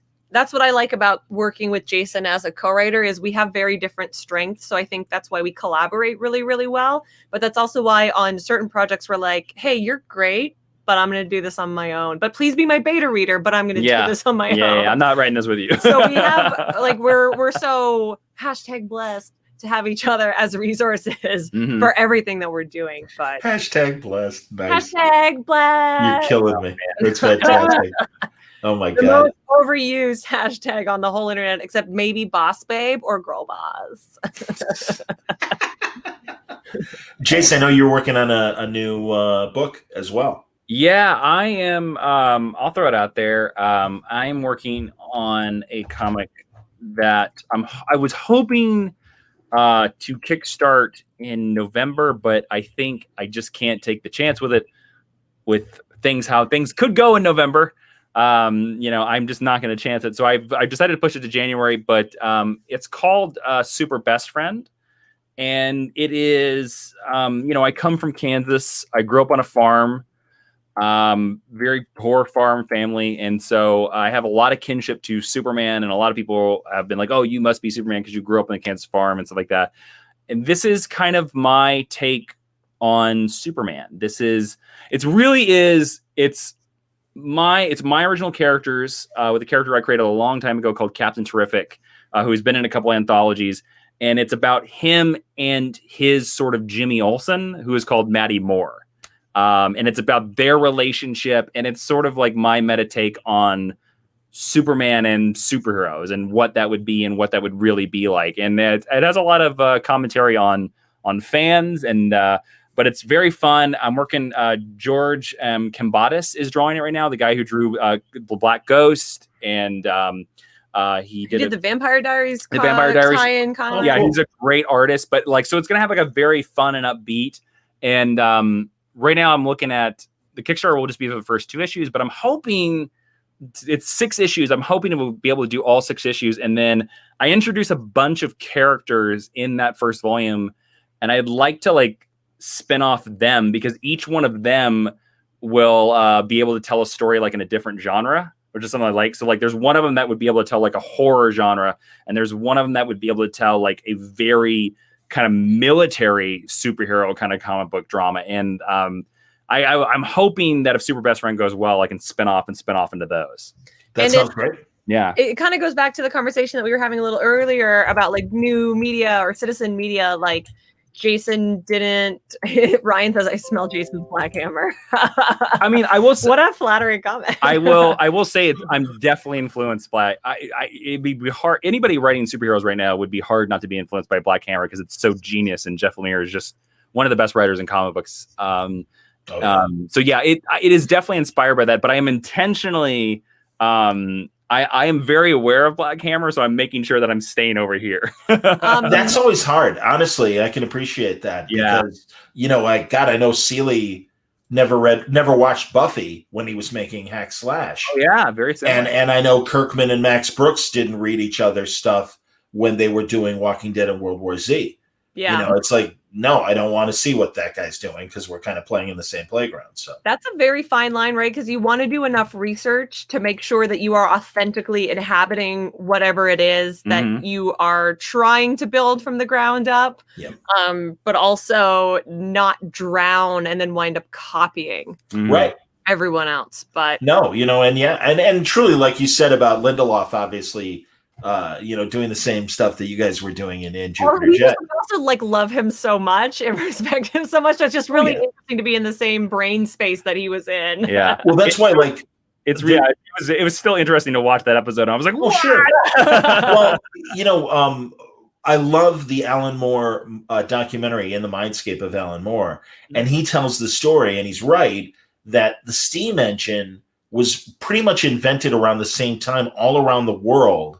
And it wasn't like Robert Fulton copying the Italian designer of the Italian steam engine. It just was in the zeitgeist. It was just like somebody was going to stumble on this, and everything in general, where science and industry was going, was leading towards this. So yeah, it is fun, and even of course Alan Moore says, it's almost like it is like a magic or an alchemy where it's just part of just the natural order of things that people are tapping into this at the same time. So no, I think it's cool when stuff like that happens. That's when I put my tinfoil hat on and I'm like, this is how I believe that we are all low level psychic, because stuff like that happens way too often for it to just be happenstance or coincidence. When we launched the Kickstarter for Jupiter Jet Volume 1, Megs Visagia sent me a message. She was like, I'm so mad at you because I have a Jetpack Girl pitch. And I was like, you can't not do it now. Like, you can do it, but I mean, I'd give it a year. Well, there's a funny story too. So when I started, when I actually started writing the first issue of Super Best Friend last January, so January of like 2019, and that same year I was like writing through the issue, and I was pretty much finished the entire first issue. And we went to Emerald City Comic Con, and I saw Steve Lieber. And Steve Lieber at that time had been announced for Superman's pal, Jimmy Olsen. And he was like, oh, hey, do you want to read the first 2 issues? And I was like, sure. And I was flipping through and I was like, how is this so similar to like, this hasn't even been released yet, And he were just like, oh, I guess there's just some zeitgeist thing about like everybody wants to do something with Superman and Jimmy right now. No, absolutely. Years ago, when DiDio first became executive editor at DC,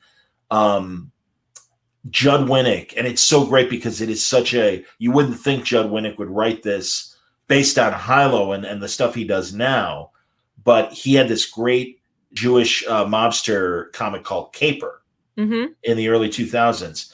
And when I first met and got to know Brian Bendis, he's like, son of a bitch, I was so ready with my Jewish mobster story, and fucking Winnick beat me to it. And it's so funny, they love each other. It's hilarious. But no, that is what happens sometimes. It's like, think about too. I always love telling this joke when you think about the death of Batman and the death of Captain America.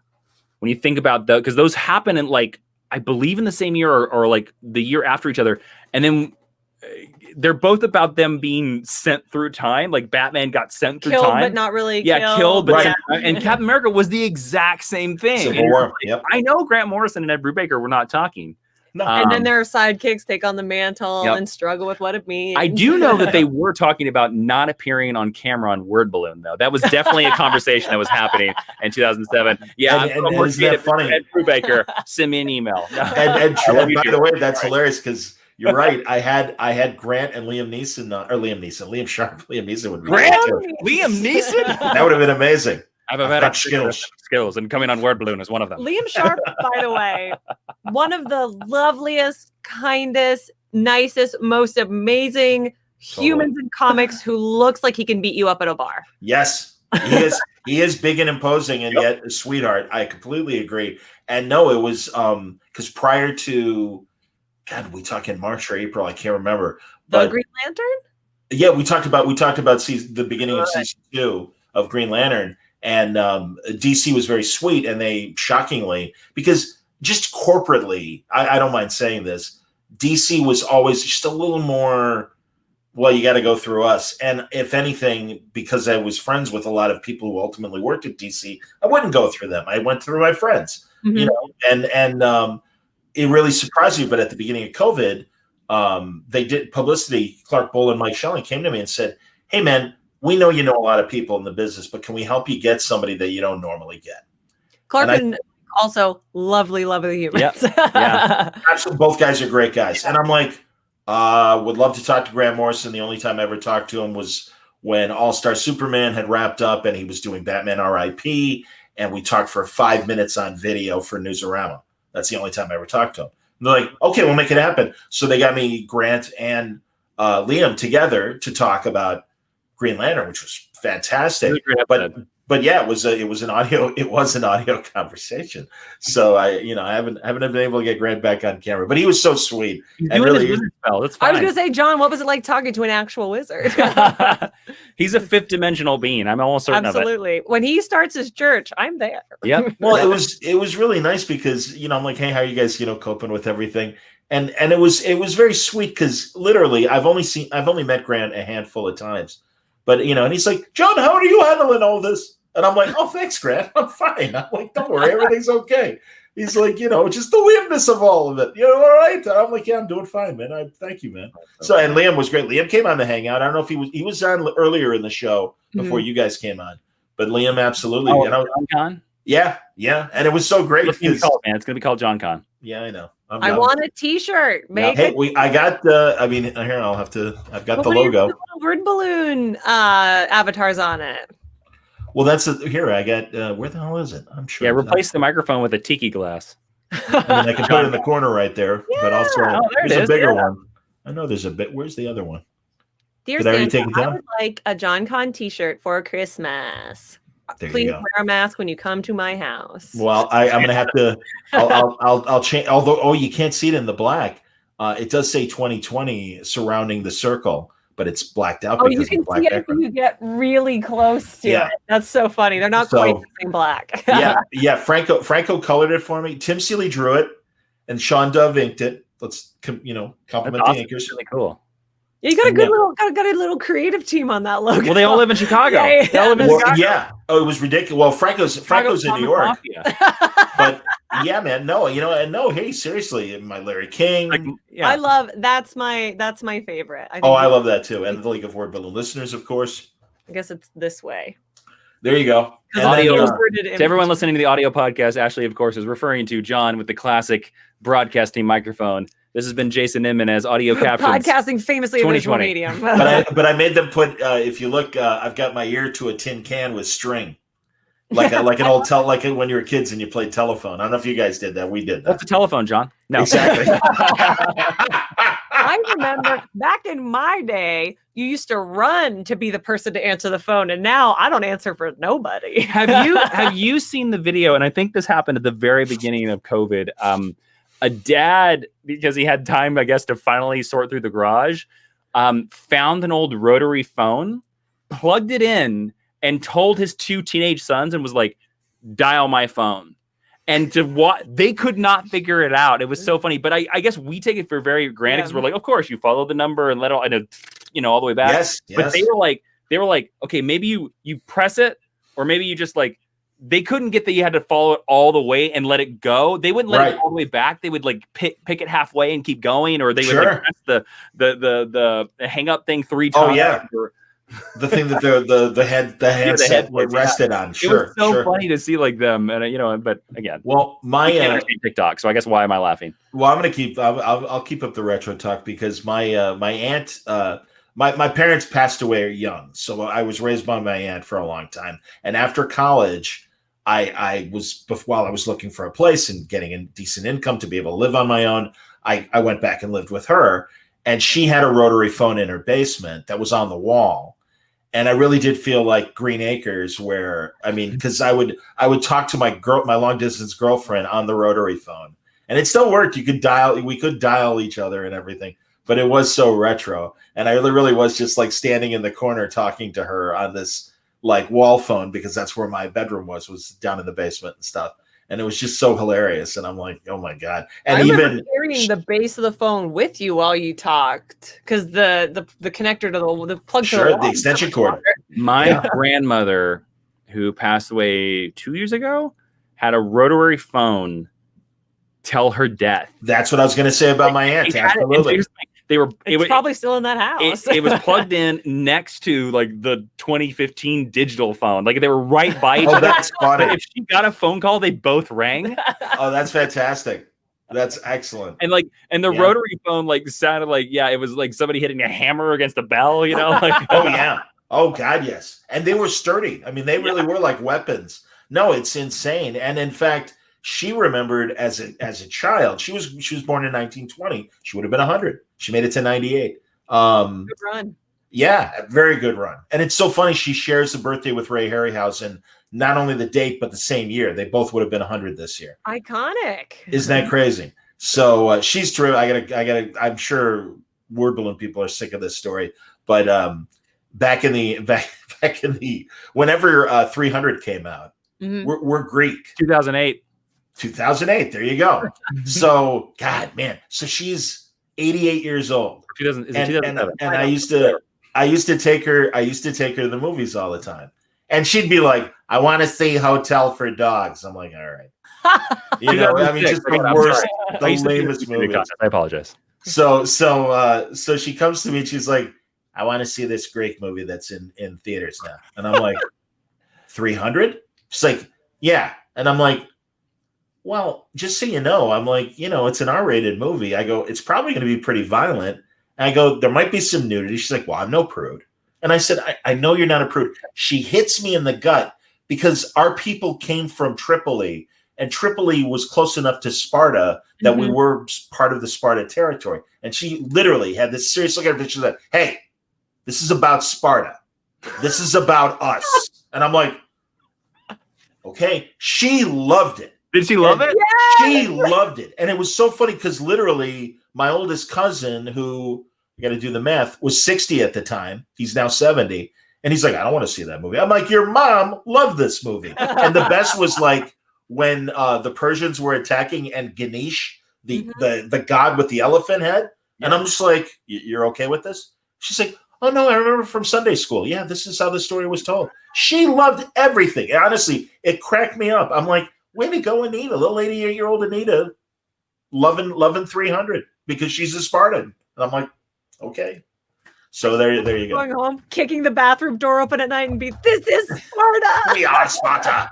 Exactly, man. No, cracked me up. So yeah, she was amazing. Slapping you on the head. Know your roots, boy. Hey, look who's here. Oh my God, Fletch. Fletcher. Famous Long Beach Comic-Con famous Fletcher Chufong. Wearing his Jor-El t-shirt. Jason also owns. Yeah, I own that shirt. I own that picture. Oh, that's fantastic. I'd love to get a Jor-El t-shirt. That's an amazing idea. That's so great. See, again, if we had cons, I'd go to the Styling Online kiosk and pick that up. They're always usually a staple. That's a not licensed. No, it's not a licensed company. shirt. I don't remember. Forrest Satchel actually had the Timberwolf shirt, I think at that Comic-Con where we were all hanging out, and Jason said, "Where did you get that shirt?" And he goes, "Oh, it's a company. It's a bear company." And he goes to Jason, "Do you know what a bear is?" And Jason's like, "Yes, I know what a bear is." And he's like, "They have all of the Legion of Superhero symbols." And so then Jason wore either that one or one of your other ones to the DC office, and Dan Evans saw it. It's beardedshirts.com. There you go. Yeah. I was wearing like that Silver Age Jor-El, and DC's Dan Evans was like, "Where did you find that?" And I was like, beardedshirts.com.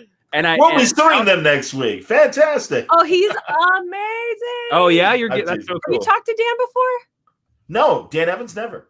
You must talk to Dan about his love for Robin. Dan Evans and I own the same Robin hoodie. He's a lovely, lovely man. That's cool. God, now that reminds me, at Terrificon, we did a Robin 80th anniversary panel, and it was Denny O'Neil and Mike Barr and Pete Tomasi and Seeley. And Tom must have been on that panel as well, King. And it was so funny because poor Denny, God rest his soul, Denny O'Neil was like, "I always hated Robin. Made no sense to me. The hell's Batman doing with a 10-year-old kid? He's a target, for God's sake." And it was, and then Mike Barr's like, "Yeah, I didn't like Robin either." And it was so funny. I'm like, oh my God, there's like probably like some little 6-year-old kid in the audience right now going, "But I like Robin." Oh, that makes total sense to the guy who wrote the greatest question run of all time. I mean, that Hub City is pretty rough. I mean, so like that makes sense that he's like, there ain't no place for no 15-year-old kid in red. 15, well, like we said, 10-year-old kid, 8-year-old kid. By the way, I just want to point that out. I know that he didn't sound anything like that. No. Denny was amazing. Every impression of a comic book artist of a certain age kind of turns into a growly Stan Lee at some point. Oh yeah, that's true. That's very true. Yeah. You can't help it, man. No, you absolutely can't help it. Here we go. Oh, that's very nice. Comic Pop says, "What a great panel of personalities." Comic Pop is here. Oh, it's cool. Thank you. They're great YouTube. You should have Sal on the show. It would be a great to for you guys to compare notes about. He had like a great interview recently with Todd McFarlane, which was so. Oh, that's great. And Garth Ennis. It was really good. Oh, that's great. Good for him, man. That's fantastic. Very great YouTube channel if you're looking for comics stuff, comic people. This is a comic podcast, so I think. No, please, absolutely, no. Yeah. I'm plenty of room in the pool as far as I'm concerned, guys. Right. I don't. Yeah. I never. I do know that he mails DVDs of every one of his YouTube videos to his fans. That's a fact. The fans have told him, "Please stop. We don't want any more DVDs." And he keeps. They're like, "We don't have DVD players." Well, they're old AOL discs that he keeps just burning. So, Comic Source says we need to do our top 5 Robin artists. Yes, we do. Oh yeah, Comic Source. That's Jace Malam. He's other great podcaster. And from Arizona, who's please drink water right now. Mm-hmm. Yeah. So he didn't want us to do it. He wants to do it with you guys, I guess. Yeah. Well, you should come along with, man. It'd be my pleasure. We've done top 5 Batman artists with him, and Superman artists as well. And it's interesting to okay, so let's ask you this question. It'd be great. Because he brought it up. Who do you think is the best artist of Robin? Now, it's interesting because what we found is who you pick is really just based on your personality. It's how you envision the character. For me, Superman, it's Dan Jurgens. I always see Dan Jurgens. I can appreciate that. And I grew up on for Superman. And in fact, Dan and I were talking about this in my last conversation with him. It's Kurt Swan. Kurt Swan was my Superman. But honestly, Robin and I it's very weird, but having grown up and reading a lot of reprints, Dick Sprang. Iconic. 50s, I thought you were going to say him. That's a good one, yeah. I think I have to say George Perez. I can appreciate that, sure. Like them hairy thighs? Well, I guess when I think Dick Grayson Robin, I always see him as, and he rocks them very well. But I always see him as older. I've always seen Dick as older, just before Nightwing, more so than the younger stuff. Mm-hmm. So who do you think is the best Robin artist? It's hard not to say Tom Lyle. Also, rest in peace. because he designed the greatest Robin who ever was.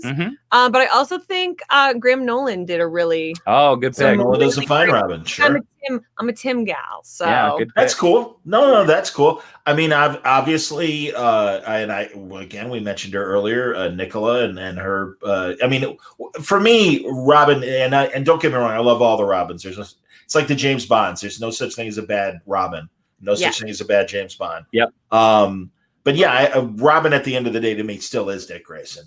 So and Nightwing and everything. And so I loved when Nicola did the 80th anniversary team of Robins. Yes.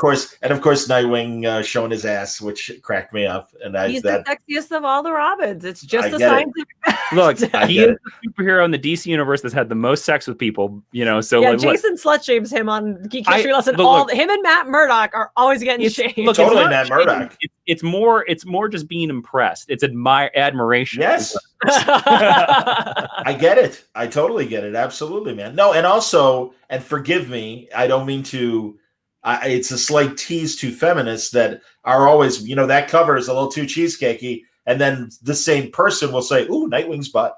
And it's like, okay, I'm like, that's fine. It's good. That's equal opportunity. Well, I think it should be equal opportunity on both sides. Like, it's like the thing, It's why I love Kevin Watta's pinups of everybody, especially Bucky Barnes. And I've said this on multiple podcasts. Remember, we had all that controversy about Batman penis last year. Batman, and for me, I was like, you know what? Should have just showed it. I wish they would have just went full Doc Manhattan and just show Bruce Wayne's penis. I agree. Dick, and I was gonna say they do, but I was gonna like throw it in there to be like, show Bruce Wayne's Dick Grayson. Exactly. No, and it's funny because when it came up on that Robin panel, the 80th anniversary, not his penis, but when the same kind of concern when they killed Jason Todd. Yeah. And it was like, you killed Robin, and it's like, no. We killed a Robin. You don't understand. And the people upstairs are like, no, you killed Robin. We make birthday cards. We make bed sheets. We make, all this merch on Robin, and you've killed a Robin. Bad move. Somebody's got to go. And unfortunately, that's Jim Starlin. He did it. It's like, God, that's terrible. Although for real, though, the most interesting thing about Jason Todd is that they killed him. Yeah. And he became so much more interesting after that. Oh, yeah. Well, it's the same thing as Bruce Wayne's bat penis. I mean, there are lots of pills, condoms are sold with that on there. I mean, you got to show it, or else those products don't move. DC sponsoring Blue Chew. Look, it is a multi-level corporate strategy here. You guys are killing me. That's fantastic. Good Lord, have we been almost talking for 2 hours? We have. Are you guys wiped out? Am I cutting into dinner time? No. We could wrap it up for you. I'm having a great time. It's your call, guys. Honestly. Oh, that's hilarious. Mike Coonrad says it's Batwang. It's Batwang. Batwang. That's so funny. That's what I'm going to call it from now on. That's a good idea. Batwang. That's a good idea. And yeah, exactly. Make Black Label mean something. Yeah, I've always thought. Make it like, if you're going to do it, lean into it, man. Lean into it. Well, we've seen enough naked ladies on there. Mikhail Janin drawing Dick Grayson is a really good point too. Not a cheat. Ryan O'Connell saying here. I like it. I like that call. And that here, Langley says that butt drawing was legendary. Of course it was. Absolutely. Well, I love too when Tom and Tim Seeley were doing the Grayson book, and there would just be all these great, I mean, obviously it was the artist, but I'm sure based on their scripts that, here's a chance to show Nightwing's butt. It's like, all right. I love that that's how all the ladies eventually figured out his identity. I think that was also the same thing for Midnighter. Midnighter recognized him by his booty. Mm-hmm. I think that's Dick Grayson. Yes. That was like a Dick Grayson butt to me right there. That's not saying. Well, we said earlier. Batwang. We recognize him by his jaw. Look, there's a Frank Miller comic, All-Star Batman and Robin, where they leave the masks on. Isn't there also a Frank Miller comic where you see Superman in the direction that he's hanging? Oh, yes, you do. In that cover? You see Superwang. Right. Yeah. Yes, you do. You see Superwang. It's on a cover. I remember that. That's hilarious. You're right about that. I forgot about it. That was in that was a big deal. Dark Knight. I think Twitter had a lot of opinions about it when it happened. Wasn't that like the Dark Knight 3 story? Yeah, 3. Yeah. Hilarious. I know. Fantastic stuff. Oh boy. You're killing me. That's wonderful. I was going to get back to Authority is just rolling over in its grave right now in this conversation. I'll tell you what, Super Wang is a great title for an adult film. I'm just saying. Well, that's why take that and run with it. One of my favorite subjects to bring up to Jimmy Palmiotti and Amanda Conner is The Pro. Mm-hmm. And that fantastic comic book that they made, and just some of the crazy stuff that, like, they told me it was either a convention in Italy or Germany where they had the Pro filleting the Superman character in the story, and they cut out the Pro's head, and it was like a photo op where you could like step in the cover and your head was where the Pro's head was. That's amazing. Did you read Jimmy's Kickstarter comic Pop Kills? No, but I really, and it's funny, I want to, and also reached out to Jimmy and Dave to come on about that, because I love the idea that the Cola Wars spills into like real that was wars. So good. Yeah, it's brilliant. And I loved their teases where they would take those old magazine ads for different soft drinks and stuff and make them about their Fizz Cola or whatever. So no, and that reminds me, I do want to get them on. Their drink and draw show is so much fun to watch. Well, Dave's show, I should say. Dave, Jeff Johnson, and Dan Panosian and Casada. Those are really great. Yeah. So, you know. Yeah.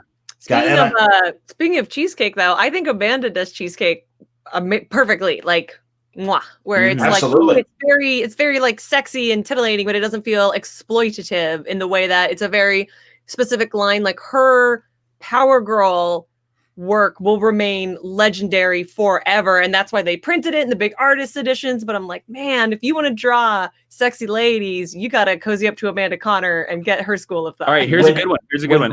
Real fast, when Green Arrow and Black Canary got married, and Black Canary's lingerie.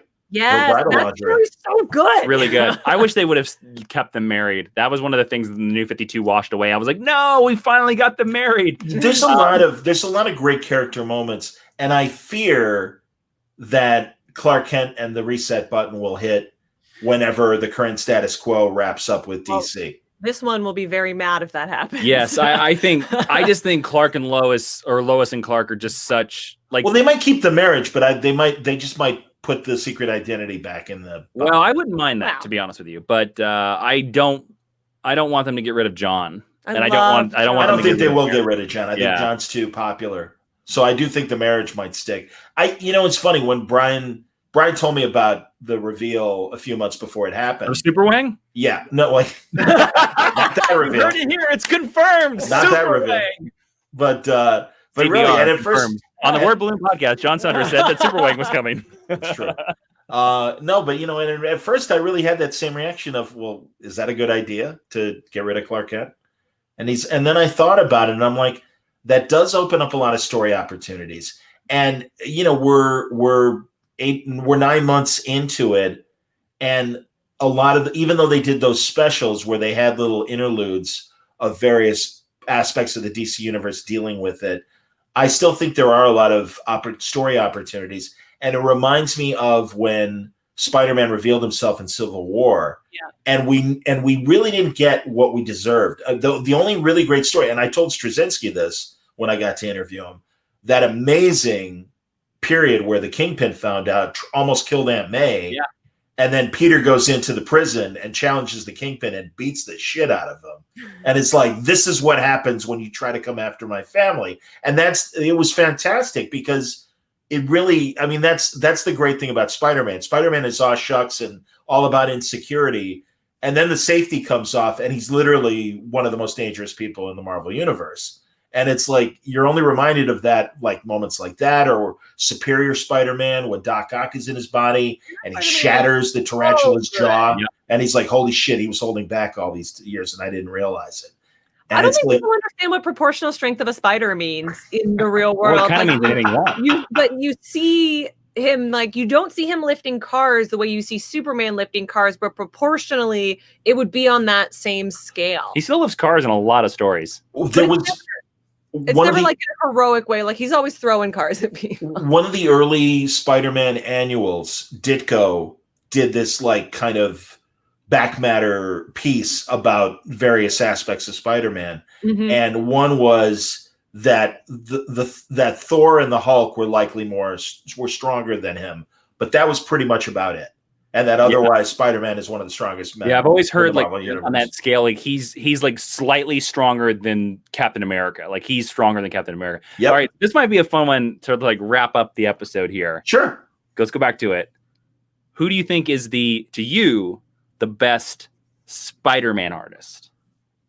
Because I think that's another interesting one, because it's all like there's so many artists, like, you know, big eyes, lots of crazy webbing. Sure. Let's start with Ashley first. My knee-jerk reaction, without having taken the time to make a list, is Sarah Pichelli.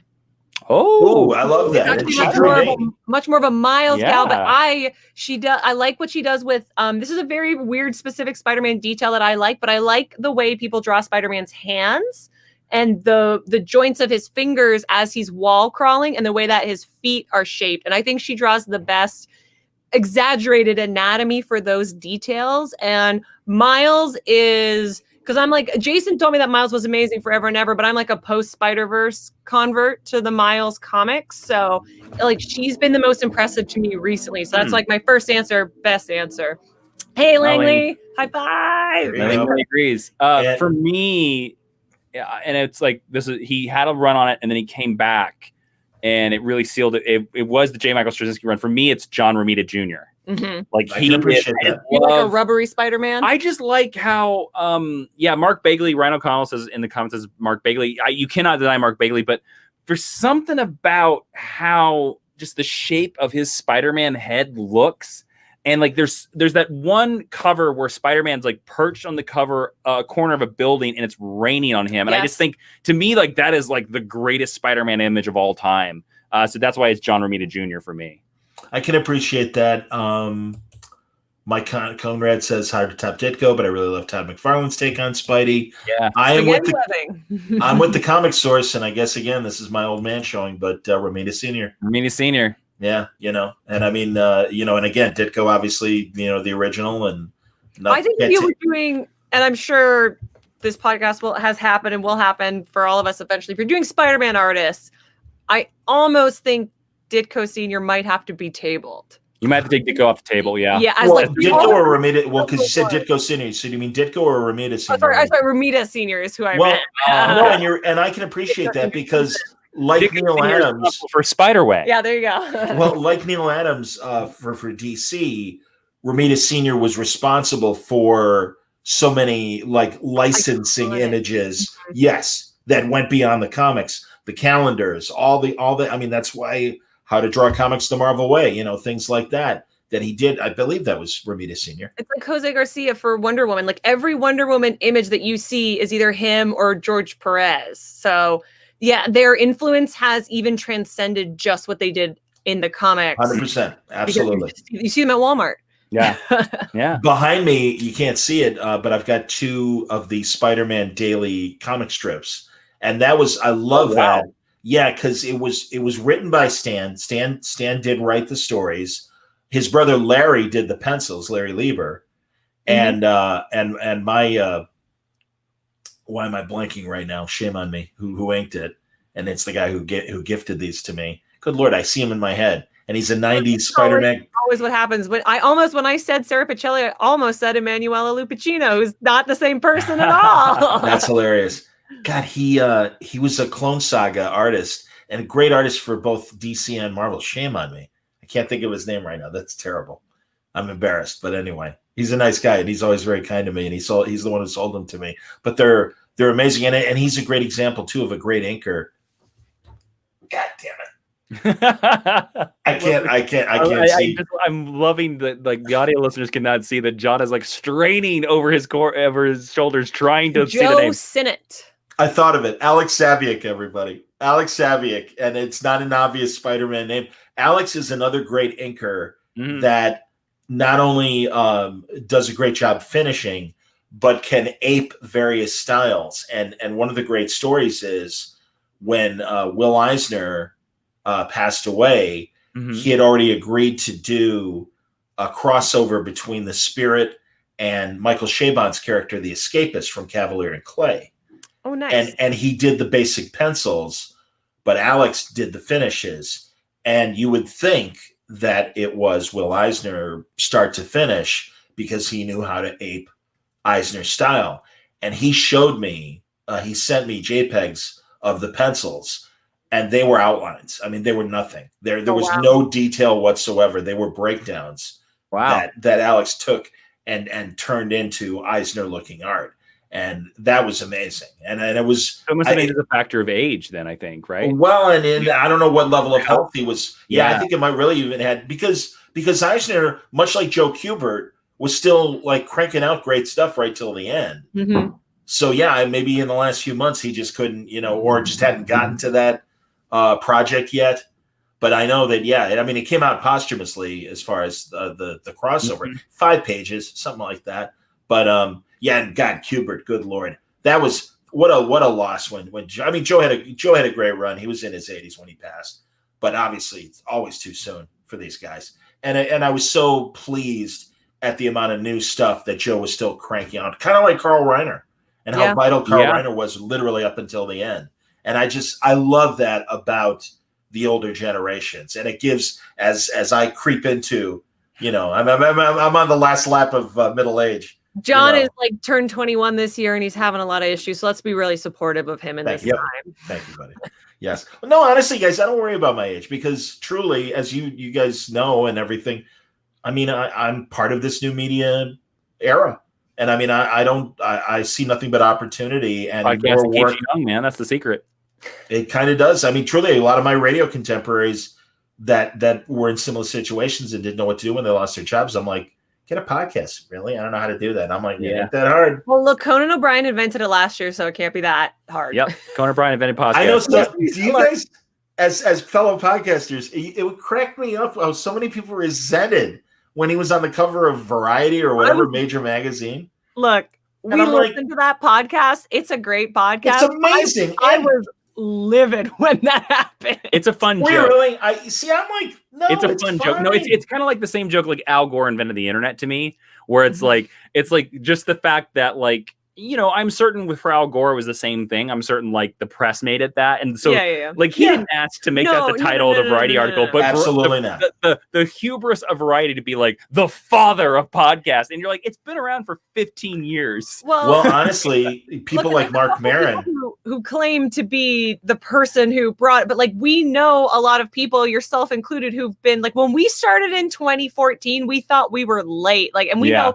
tons of people who've been doing it for like 15 years, 16 years, 17. So I'm like, just because you're Conan O'Brien doesn't mean... I don't even think Conan would, because he seemed... I don't think he would either. Yeah, and I actually got to meet him at a boxing match, and he couldn't have been sweeter. And it was really fun. We really did talk for like 10 minutes. Could not have been nicer and everything. So, no, he was great. But yeah, like even Mark Maron, and I love Mark Maron and stuff, he's like, oh yeah, I was one of the first 2009. And I'm just like, dude, been here 5 years before you started, but thanks for playing. It's Mark, it's Joe Rogan, and Adam. Oh, I'm blanking on his last name. Carolla. It's the guy from the Man Show. Yeah, Adam Carolla. Adam Carolla is probably the one, I think, chronologically of the sort of... He was early. Yeah, who everybody sort of is like, yeah, I guess maybe, but... Yeah, I think it's probably Adam Carolla, to be honest with you. Well, really, Adam Curry from MTV back in the 90s. He's the... And it's very cute. People have referred to me as the Podfather, like that I'm the... I'm like, Adam Curry had me beat like by like a year and a half. And in fact, I read the Wired magazine article about podcasting when he had been doing it for over a year. It was February of 2005, and I started in May of 2005. Well, then you're the podfather of comics podcasting. No, there's even like Comic Geek Speak was before me. Augie DeBleek, the great pipeline blogger, was before me. But anyway, guys, all right, we can wrap up. I appreciate your time as always. Jupiter Jet Volume 2, The Forgotten Radio, coming in October. Yeah, October 7th. October 7th, and then the week before from Comixology. So that's awesome. You can pre-order it now from all fine comic and bookstores. You can get it from Amazon. You can pre-order it from Comixology. Everywhere fine comics are to be had. And we've said this for everything, and I'll say it again. Pre-orders really, really count in publishing. So if you are looking for a way to consider ensuring that Jason and I get to tell more stories and more of Jupiter Jet's stories, that's the best way to do it, is just order it now. We can say too as well, we are doing this thing where if you pre-order Jupiter Jet either through your comic book store or Amazon or wherever, you take a screenshot of that and you send that screenshot to the same email, jupiterjetcomic@gmail.com. Very simple, jupiterjetcomic@gmail.com. We're throwing everybody that does that into like a random mix, and the top person will win a huge Jupiter Jet prize pack where we're going to send them all the prints of the book we've ever made, all these exclusive prints for Nicholas Scott and John Boy Myers, signed John Boy Myers prints. Tim Seeley. Tim Seeley's in there. And the person that wins the grand prize of that we'll pick randomly, will have a character named after them in Jupiter Jet Volume 3. So pre-order the book if you want to, get a character in Volume 3 named after you. Yeah. So. Sounds good, man. Wanted to get these last comments in. So, no, thank you very much, everybody. Thank you for watching. Ash and Jace, it's always good to see you guys. Dude, John, thanks for having us, man. Thank you. And everybody, as I always wrap up the articles on Super Wang. As I always end every broadcast, stay safe,